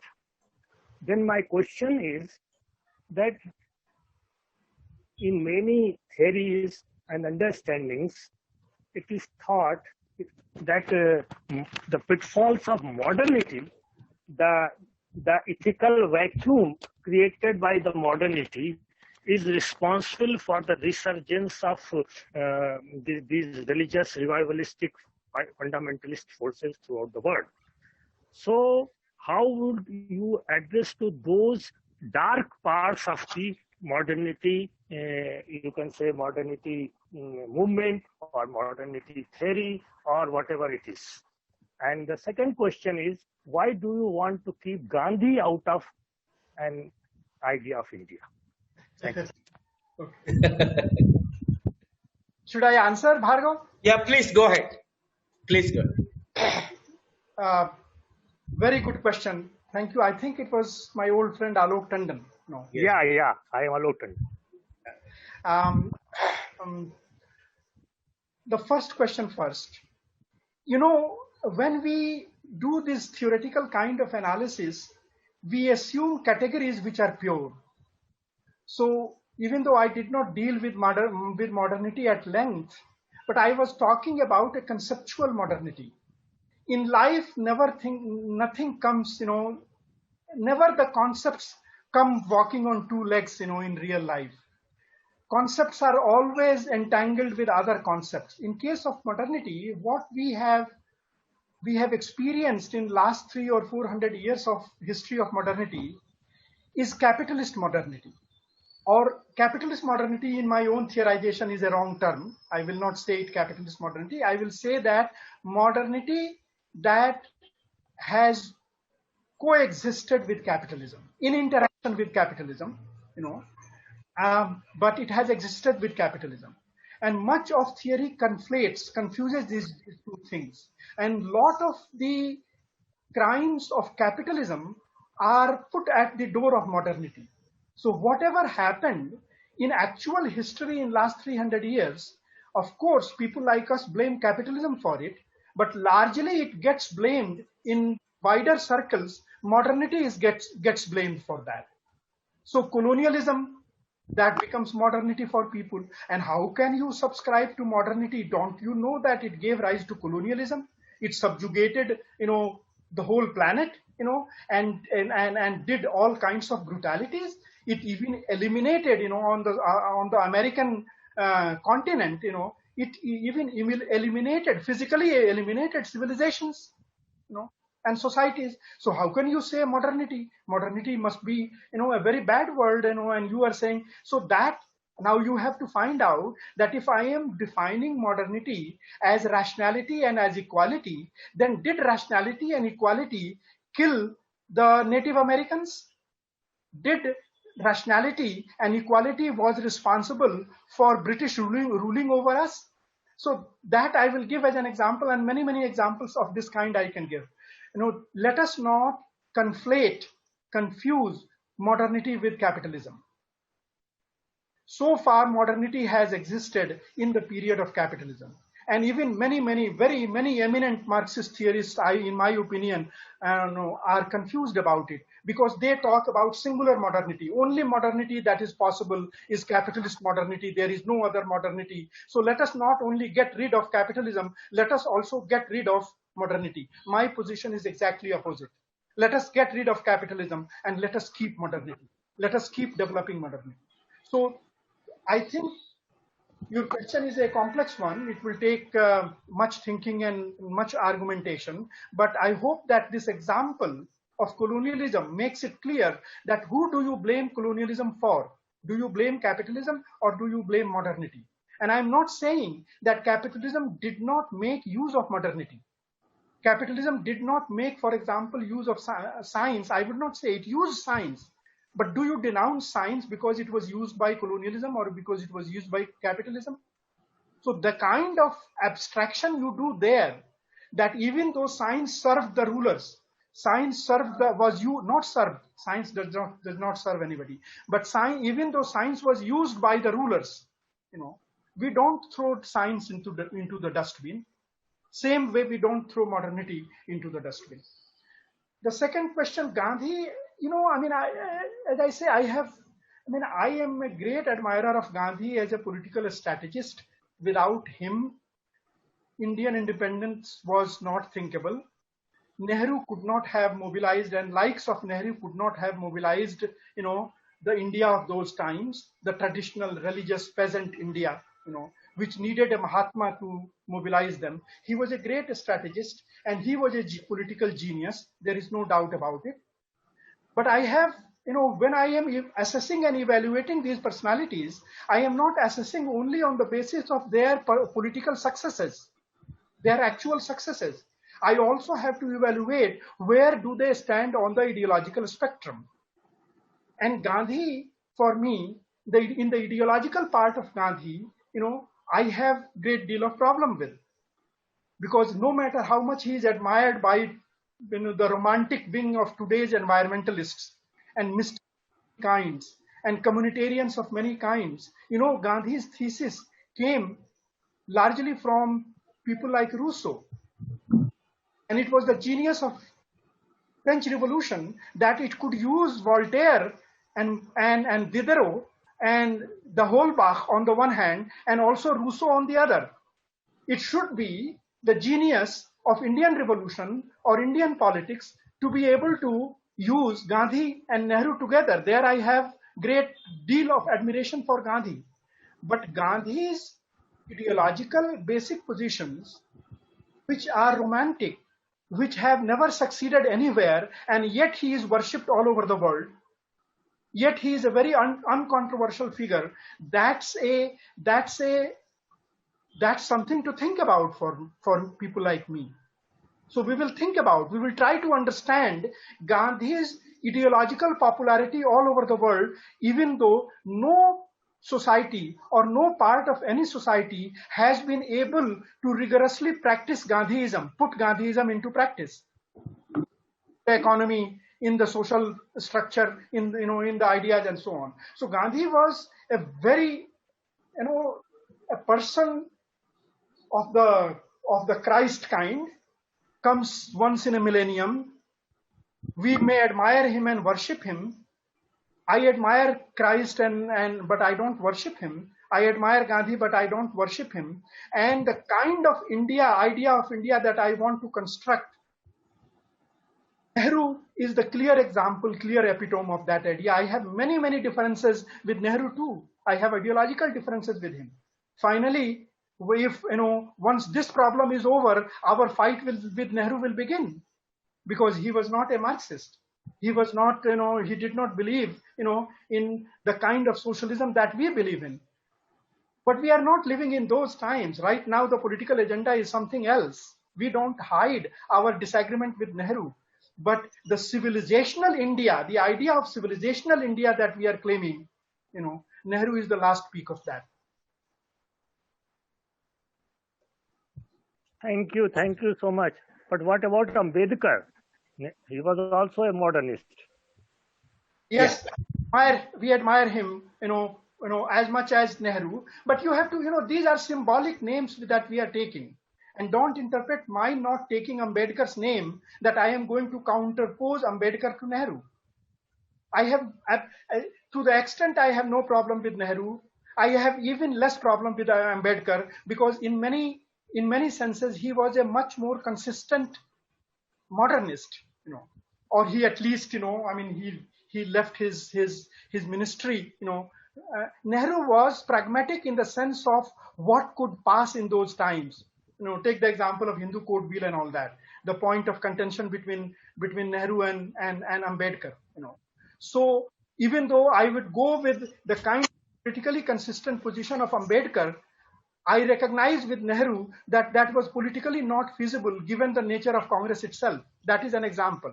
And many other names could come in. But since Nehru is the target of attack for a definite reason in today's ideological political dispensation, I make it a point to put him in the forefront. Thank you very much.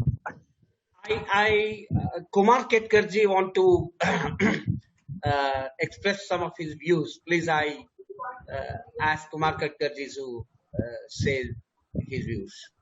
Yeah, Bhargava, I think we can take a couple of questions together, no? Yeah. Hello, can you hear me? Mayur, we can do that after Kumar Ketkarji's question. Yeah, can you hear me? Please, go ahead. Yeah, actually, I don't have any new comments to be made because it was a very brilliant lecture, very thought-provoking lecture. But I have just 2 points to make. I think very similar observations and theoretical standpoint, if I am right, was taken by Comrade Dange, whom Mr. Ravi criticized. Dange was considered by the party as a Nehruite in the CPI, PC Joshi and Dange, and particularly Dange. And Dange introduced all kinds of historical and even mythological subjects converting into history, like his book From Primitive Communism to Modernity. He has often taken similar positions. I'm not saying same positions, similar positions that Professor Ravi has taken. And the second is, there are many right-wingers, I'm not including neoliberals, many right-wingers who are not supporting the religious right, and they're very secular, and yet they're completely anti-religious. And they also believe in modernity, as very correctly said. They believe in modernity, capitalist modernity. But they become an ally or enemy.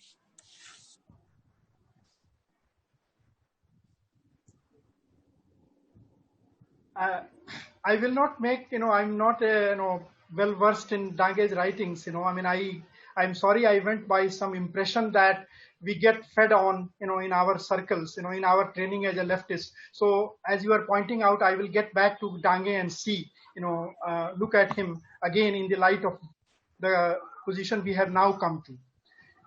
I think the neoliberals, the modernist neoliberals who become an accomplice of the Hindutva right, in their case, I think they have made a deliberate choice. Even though they are modernist and even though they are anti-religious, they put the class question, they put the capitalist interest, they put the capitalist market interest and ideology of market and neoliberal ideology per se, at the center. whoever serves that, they will go by that. There should not be any doubt about that. And that is why the corporate sector, by and large, has gone behind the Modi regime, because they think that Modi can handle the politics part. He can take care of, he can win elections, take care of the masses, deal with masses, so that we are free to do whatever we want to do. And he is a friend anyway, so he will shell out billions and trillions to us. So they go by just self-interest, and their being modernist is just incidental. So they are so much centered on they put the interest of capital and their interest so much at the center that they can sacrifice their theology for that. And that is why I would be very wary of them. I will more put them in the enemy camp than in the friends camp. So you have a very deep question. Modernity is not the sole criteria even for us who are putting so much emphasis on modernity. Only one small rejoinder, can I? Can I have a small rejoinder? Please. Only small rejoinder, I will not take long. I'm talking about philosophers like Bertrand Russell, who did not approve of the conventional socialism of the Soviet Union. He criticized Lenin also, but he was continuous critique of the war and capitalism which led to war. He even suffered an arrest. So philosophical level, Bertrand Russell, can we consider him as an ally in our modernity project? That's all. In one line, Bertrand Russell is very much our ally, because he is not there to serve the corporate interest or capital interest. Yeah. Thank you. Ravi, there are many questions in the comment section here in the Zoom, and also some people post questions in Facebook Live also. Maybe we will take club 2-3 questions which are similar in nature and go ahead with that. Is it okay, Ravi? Yes, it is okay. Yeah. First, let me see in the comment section here in the Zoom live. Some of the questions are actually not questions. They are trying to paraphrase what you are saying, and some of them are clarifactory in nature. For example,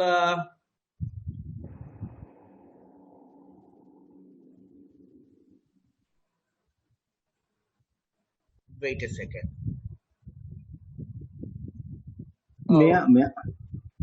There is one question by Nujat Abbas.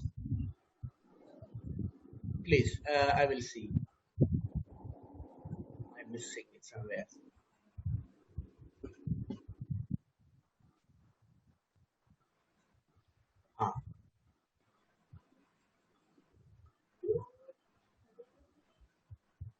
Do you see any potential thinkers or figures on the horizon who are capable of taking up the reimagining project of India today, as well as in the region, that is South Asia? And somewhat related question is asked by Sudhir.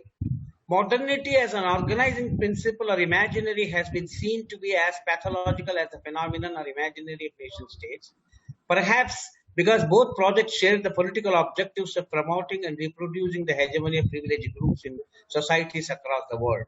How can the implicit concentration or centralization of power in the proposed framework yield a socialism of the future? And maybe I will add one more question by Nujat Abbas again. Can such a project be consciously even taken up, or does it evolve resulting from various often failed attempts? Regarding his earlier question. Can such a project be consciously even taken up, or does it evolve resulting from various often failed attempts of constructing a reimagining history for the entire South Asia region? That's the question he first asked. So, can you respond to that? Yes, thank you, Nuzhar. I think, I mean, I would have, I haven't seen her. She is a dear friend of ours, and she lives in UK there, and yes, very important question because it relates to, or at least I am reading it in the question, in the light of the subcontinent, She, she comes from Pakistan who lives in UK, Um, um, what I did not, because of time constraint, what I did not go into, um, uh, but I intended to say a few words I could not, is that the idea of India that we are talking about is not confined to the political unit which is today known as India. It should be seen as a civilizational discourse applying to the whole subcontinent. When people say that these entities are imagined entities, one has to ask the question that how come millions or hundreds of millions of people start imagining the same thing? When theorists point out that these are imagined kind of entities, nations or civilizations and so on, we should ask what makes millions or hundreds of millions of people to together in for the same thing. So that means that there is some underlying thing is there. We cannot exactly put our finger on it, but underlying thing is there. And that underlying thing, will have its own theorists, and theorists have to uncover that. I cannot really say who is the theorist of that kind. I mean, Tagore we have, he represented the subcontinental civilization from a reasonably modernist and internationalist and humanist viewpoint. There were people before the independence and partition. There were other theorists also. Even Iqbal, for example, started out in a different way, but then went, he became the propounder of the idea of Pakistan. And I did not make this statement, but even though the left history kind of position, but our position is that partition was a mistake. Partition was a tragedy. Partition should not have happened. The kind of civilizational unity we are talking about, applies as well as there. It is same on the same civilization exists on the two side of the today's boundaries. So the one of the outcomes of theorization, whoever are the theorists, I cannot really count, but whoever may be the theorist, one of the outcome of this kind of theorization will be the cultural civilizational unity of the subcontinent. Whether it will turn into a political unity or not, it doesn't matter. That depends on the global politics and global power system and so on. And we have no immediate say on that. But our policy about the cultural civilizational unity of the subcontinent is exactly opposite of the Hindutva, as well as for whatever, the more virulent part of the Islamic fundamentalist ideology or Islamic fundamentalist ideology per se, is there. Both of them feed on each other. Both of them would like to make Hindu-Muslim divide as the central deciding factor of politics on the subcontinent. And we say exactly opposite. We would like to ameliorate, dilute the effects of this real tectonic plate of Hindu-Muslim divide. And that can happen only through resurrecting the civilizational unity, only through resurrecting the medieval period, which is forgotten, the way history is taught, in India, or history is popularly, filled into the social mind in India. And I don't know what kind of history is filled into the social mind in Pakistan. So it will be very different from the kind of social mind is created here in India. So I don't know, I'm not directly addressing your question. I couldn't even partly hear the question because, of the, some technical problem and pronunciations and language, etc. But if I hope that I am using your question, Nuzhat, to bring what I forgot to bring or did not have time to bring. One of the political implications of what I am saying is cultural civilizational unity, and bringing that on the political agenda, no matter how cloudy and how romantic it sounds, bring that on the agenda, because without that, the Hindu-Muslim tectonic plate in India will never be solved. So we have a kind of vested interest. We cannot solve this tectonic problem where 15% of the population is being targeted if 20% more of that population feels unity with us, with our struggle, and so that the cultural civilizational unity does not depend on the Hindu-Muslim divide. We do not divide. That's a real divide. No matter personally, people like me and you, are not affected by that divide. But we have to bring in this other narrative, other discourse only then, and in which the whole subcontinent will have to participate. As long as Pakistan is there, anti-Pakistan nationality here will be defined. That I am not saying that it's a controversial statement. I am not saying that Pakistan should not be there, and there will be a whole process how the subcontinent will, in distant future, will be united. The partition was wrong, we say. I don't know what you feel about it, that, and what are the progressive sections in Pakistan feel about that. But we feel that partition was wrong, and that gave a strength to Hindu fundamentalists here and Muslim fundamentalists there. Thank you, Ravi. There is a question which you partly responded while responding to Pandeyji. Can you hear me, Ravi? Yes. While you partly responded while answering to Pandeyji, there is another question from the FB Live asked by Professor Devir Tirmalrao from Hyderabad, that why Phule and Ambedkar were not part of the reimagining of India, even though Phule and they are very much part of it. They are very much part of it. When we come to the modern period, we don't have to reimagine. Phule and Ambedkar are historical figures. We are their people. We fully subscribe to them. More so. I mean, personally, if you ask me, more so Phule than Ambedkar. So there is no question of Phule and Ambedkar not being part of reimagining India. We are reimagining India of the distant past. That is what we were saying. What will be the cultural civilizational basis of reimagining India?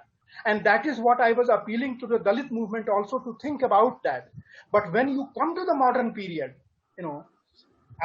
if I had to increase my list, of course, Phule and Ambedkar will come in that, along with on equal footing, and in some respects even on a better footing than Nehru. So if I created a confusion, I should, thank you for asking that question. That should be clarified. I'm sorry, I also forgot to answer Sudhir's question, but I think that I partly answered that question when I was answering to my friend Alok Tandon, that the way I heard or understood Sudhir's question was more, it seems to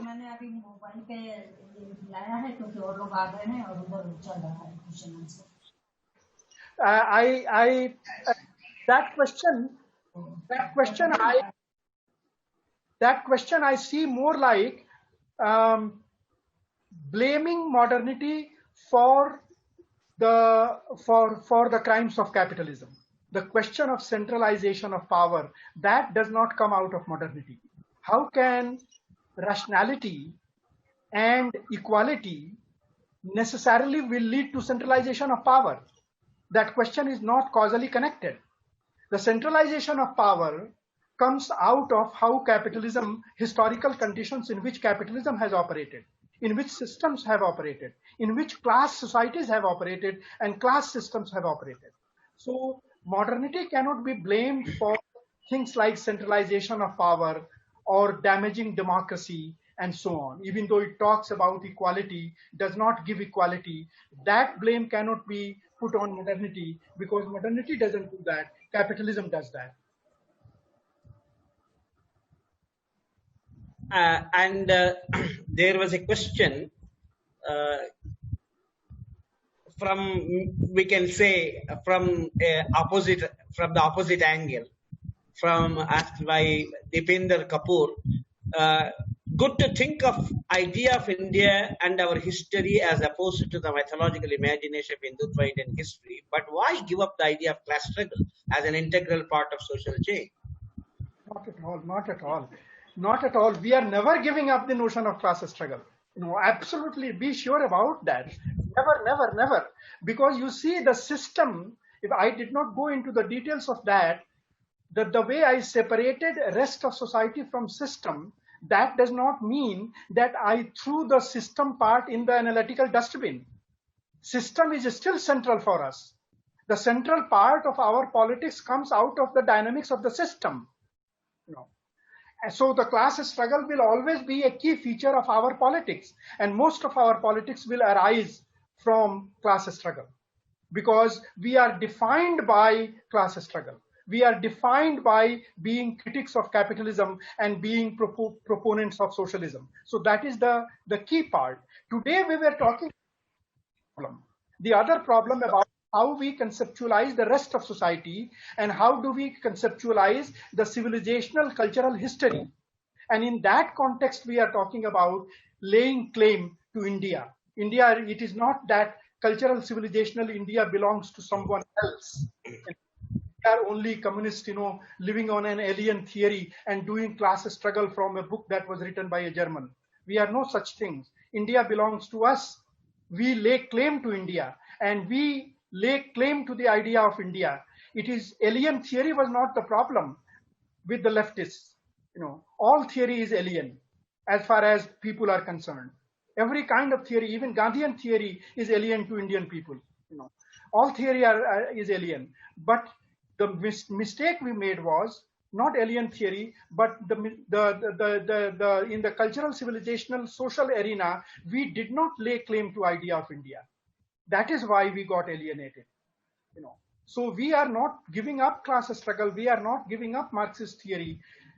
We are just proposing to add something that we forgot to add in past, which is the cultural civilizational part. And cultural civilizational part is not the superstructure that arises out of class struggle alone. That is the point we are emphasizing. There is the larger social reality, the larger historical reality, is not just the system, is not just the heart, is not just the core. Core is system, but core is not the full body. The heart lives in a body. The heart lives in an environment. The heart lives in an interactive system. And that ecology, that environment is cultural, social, historical. And we forget about that. And we only keep talking about heart. But heart by itself, that cannot function. Heart by itself cannot survive. So this there is a question, in fact, a clarificatory question by Rajesh Ramakrishnan. I think you have actually answered that. He asked, please explain system and society in a little more detail. I think his question partly answered by you. And you want to add more? I think it is answered, but I will just repeat that the production relation, economic relations, it expresses itself into the social relations of production is the basis of foundation of system for us. On that basis of production relation arises a state, which is a superstructure.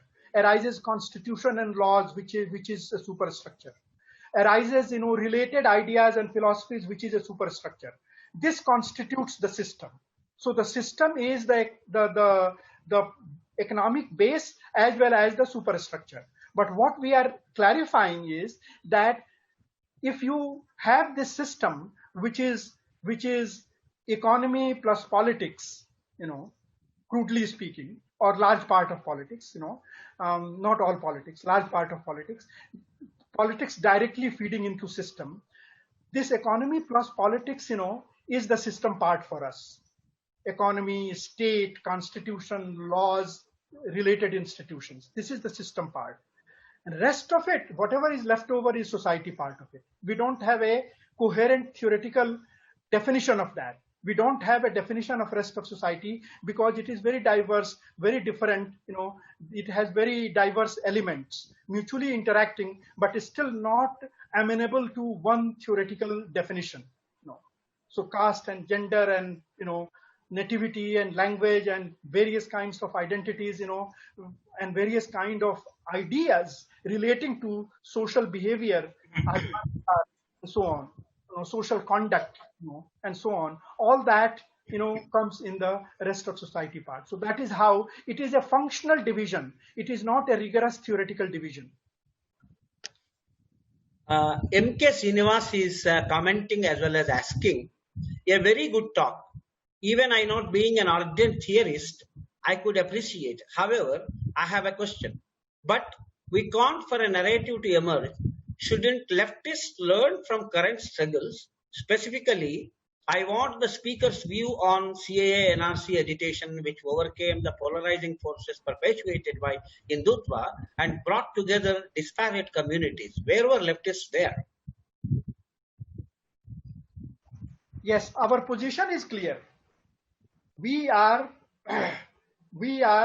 against whatever this regime is doing, in CAA and all this, counting of citizens and so on. These are all, very diabolical machinations to target a community and push that community to the wall, make them, absolutely secondary citizens and realize that, So we don't, our position is clear, and I thought that there is no need to, clarify that, the kind of people we are and the kind of audience, gets to, finds time for people like us, that is not under debate. So that is why I did not, where the leftists, let us not blame leftists for something that they did not, for which they should not be blamed. They were always fighting. All the leftists were fighting against CAA. All the leftists were fighting. The problem we are discussing today is that why are we not effective? Why are they able to carry a larger part of society with them, even though their programs, relating to CAA and so on, is so inhuman, so diabolical, so sectarian, so anti-human.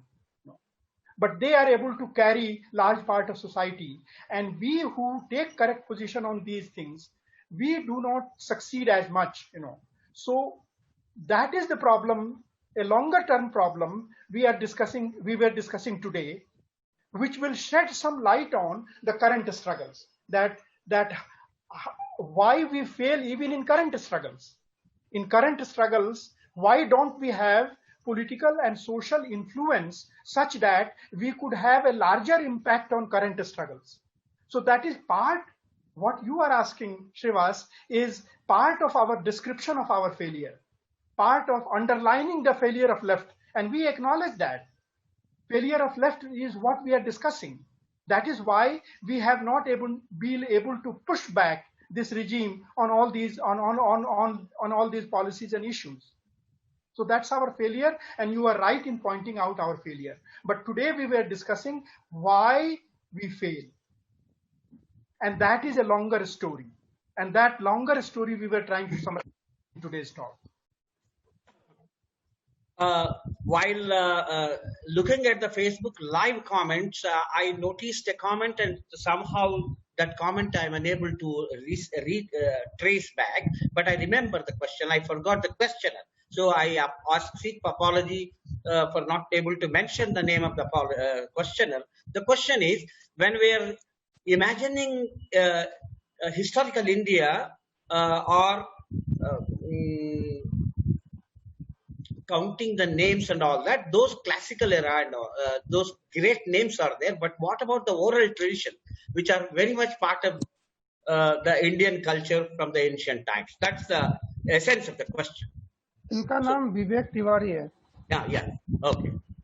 No, we do not throw out the oral traditions.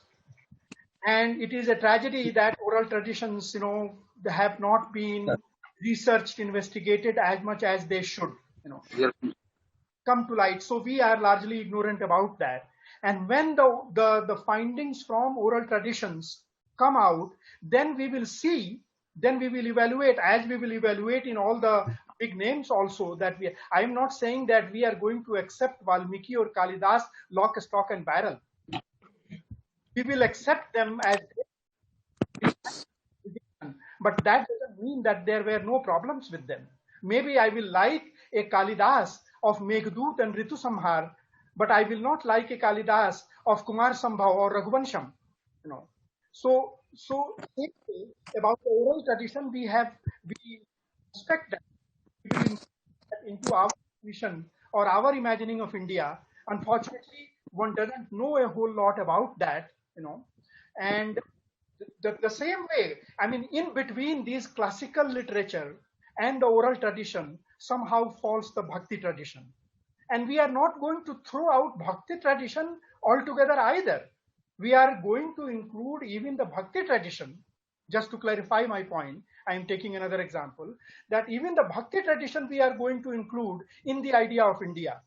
The way I took the example of Bhakti tradition, that when Hindi cultural mind talks only of the Bhakti tradition and is constructed only by the Bhakti tradition and not by other literature that was being at that time, you know that Indian poets are among the greatest poets in Persian.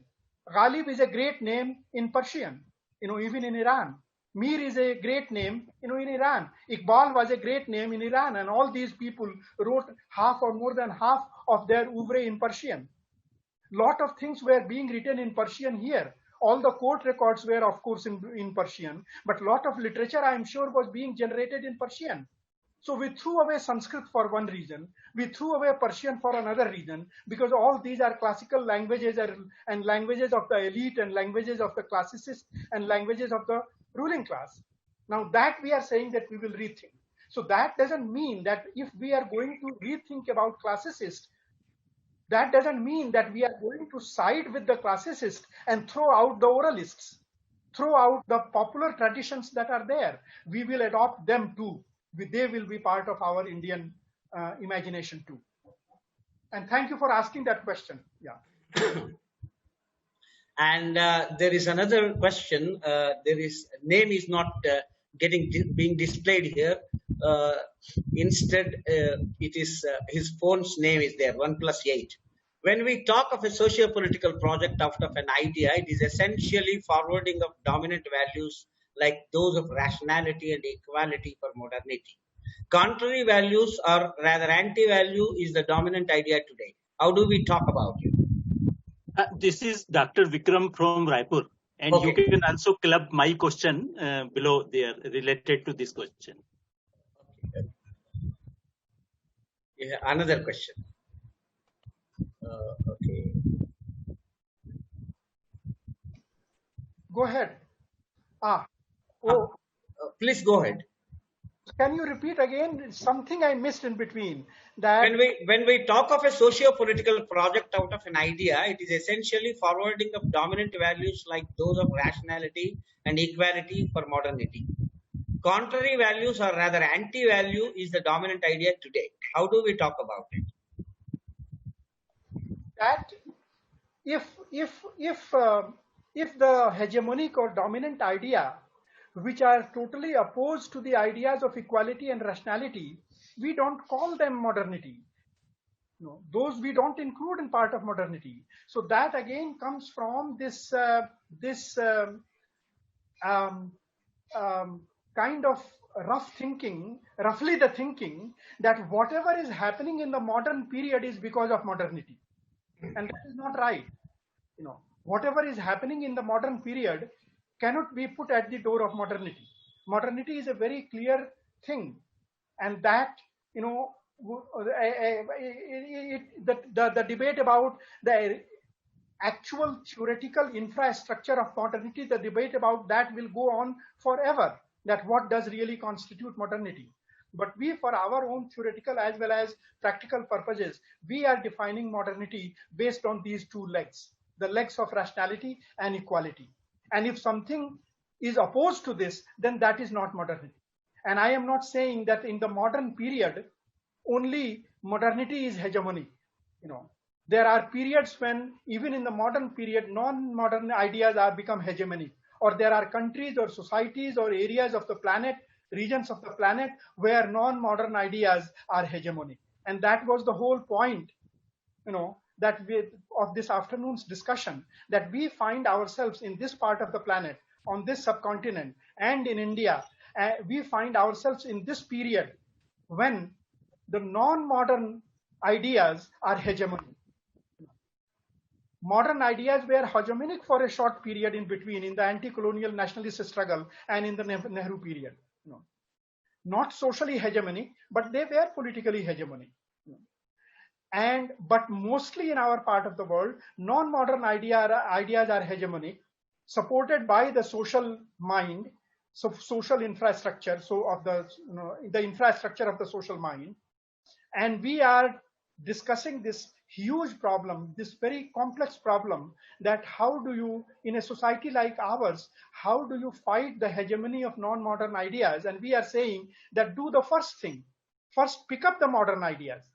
If we as leftists or theorists or social movementists, we keep on denouncing the modern ideas, we keep on laying all the blames at the doors of modernity for crimes committed by others like capitalism, then how do you confront the non-modern hegemony of non-modern ideas? So we are doing something seriously wrong. We have to pick up modernity as our basic plank, with all the ifs and buts that you would like to add to modernity or idea of modernity. But there is no escape from confronting non-modernity with the idea of modernity. And this idea of modernity, we are not claiming that it exists in Indian society or it has existed always in the Indian culture and civilization. All we are saying is that we are going to imagine and lay claim to ancient India, medieval India, today's India, cultural and civilizational India from a modernist standpoint. So modernity comes as our location. Modernity comes as our standpoint. We, the moderns, imagine an India, according to our understanding, according to our views, according to our research, according to our argumentation. And that India doesn't have to be modern. If a modern person imagines an ancient India of 3,000 years ago, that India of 3,000 years ago doesn't have to be modern. That doesn't happen. Modernity was not there 3,000 years ago, nowhere in the world. But still, we have to imagine what was that India and why do we lay claim to that India? That non-modern India, which has very problematic values on today's ethical normative standards, still we lay claim to that India. Why? On what basis? In what way? And why, how and why that will be opposite of, very different of the way Hindutva is imagining that India.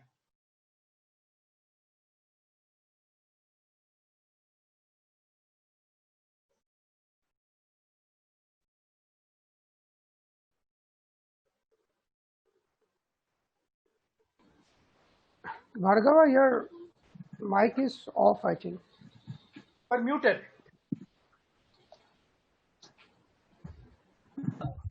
For a brief while, I lost my connection and I reconnected. Because of that, my chart history got wiped out. So I'm asking Mayur, can you please ask the question? Next question. Yeah, sorry. ये 2-3 सवाल actually एक साथ आया था, तो मैं भी club कर रहा हूँ. उसमें यह है कि किसी ने पूछा था कि हिंदुस्तान में वैसे भी रैशनैलिटी और रीजन का ट्रेडिशन काफ़ी वीक रहा है, तो उस हिसाब से अगर मॉडर्निटी लाना भी है तो हम कैसे ला पाए, क्योंकि सामने डिफ़िकल्टी बहुत ज़्यादा है. उसी से रिलेटेड और एक सवाल ये आया था कि ये मॉडर्निटी के सवाल को आप लेफ्ट का जो मास बेस है वो जैसे कम हुआ है, स्पेशली हिंदी बेल्ट में एक समय काफ़ी था, यूपी बिहार में भी, वो भी काफ़ी कम हुआ है. क्या उसको मॉडर्निटी के सवाल से आप जोड़ के देखना चाहोगे? लगभग दोनों का आंसर नेगेटिव में है. First of all, the first question that I am speaking in English for the benefit of Yes. Yes. The first question that if the tradition of equality and rationality, namely the tradition of modernity, has been weak in India, how do we, propose to bring modernity to India? That is not the problem we are discussing today. More modernity to India is not the problem, exactly the problem we are discussing today. To whatever extent modernity has come to India, it has come to India in the form of a modern republic, modern constitution, many modern ideas.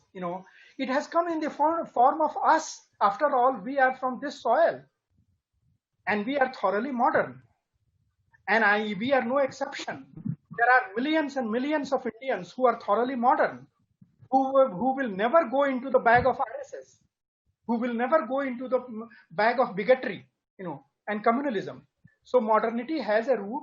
To the extent modernity has come to India, to that extent, standing on that modernist position, we are looking back at past, and we are trying to construct an idea of India that can be turned into a political force. If that idea of India, imagined from a modernist position, can be turned into a modernist a political force, then that will become a powerful vehicle of bringing in more modernity to India.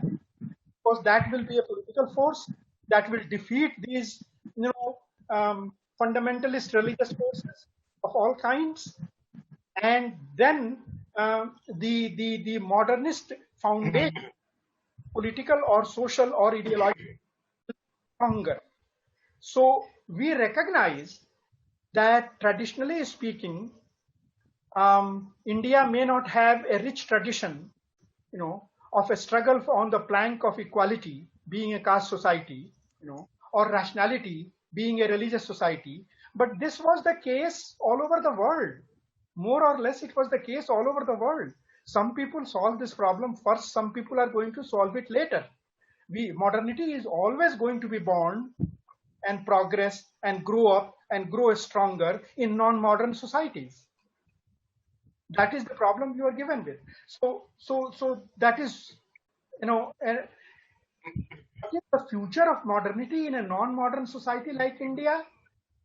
We are discussing today that if we claim Indian history, Indian past, and make that a political force, along with other political strategies, that will become an important weapon in advancing the progress of modernity in India.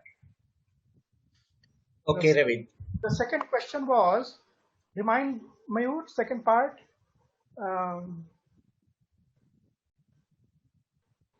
He was asking about the decline of left in northern India. Decline of left is, you see, there are many reasons for decline of left, and in a day-to-day struggle, the kind of base left had in Hindi belt, despite the backwardness of Hindi belt, despite the fact that Hindi social mind is largely constructed by Tulsidas, and religiosity and caste, despite that, left had a relatively reasonably strong base, not very strong, but really, especially in eastern UP and Bihar and so on. That question does not deal exactly with question of modernity. Modernity question, we are dealing in a long historical space. The base was because from the time of national struggle, there were struggles in Bihar, in UP, in these belts, especially there were peasant struggles, which were led by communists, and they, through those class struggles, roped that part of that part of the society also into the national struggle, And after independence, in Nehru's period, then they took the oppositionist stance, and they always presented the issues of the people to the government, and raised the issues, led the struggles. So it was the actual day-to-day struggle that a leftist does, that is what was the basis of that party. And as I said in my answer, or in my presentation also, that period when the political hegemony of modernity was there, it was good for leftists too, So it was the left which has some base in a very problematic area like Hindi belt, was helped by the hegemony of the liberal bourgeois. When the hegemony of the semi-fascist Hindutva bigots, fundamentalists, that came, the left had a more difficult time, because the society which was supporting the leftists on the class basis, on the basis that these leftist leaders were fighting for them, that society was taken away under the feet of the leftists, by another mechanism. And that mechanism was not class struggle, because mass base was not taken away because somebody started doing class struggle more honestly or in a better way than the leftists. It was taken away on this cultural social mind games, so to speak, by getting into the mind of the Hindi belt and succeeding in making that as a political plan, as a political strategy. So when the cultural mind came into political play, class struggle did not know, leftists did not know how to deal with that. And that is how the mass basis of leftists went away. Okay, Ravi. And I think there are one or two questions left, which are more of a reflecting kind. I think we cannot take all the questions. Smaller ones are there in the both Facebook Live and Zoom, and due to the paucity of time, I think we will keep those questions in mind while discussing these questions. And maybe these are large questions, as Ravi was also saying. We need to come back to this. It's an initiation of a discussion. Imagining India in itself is a very large project, and maybe in future we have to take it up from various aspects, and we'll continue this discussion. So we will keep in touch with all the people who actually participated here. I think we need to call it a day for this meeting today. And thank you very much on behalf of the New Socialist Initiative for all the participants who were there through the entire session and posed the questions and interacted. Thank you very much. Ravi, you want to add any closing remarks? Thank you all for joining in. Thank you all for joining in. Thank you very much. Thank you.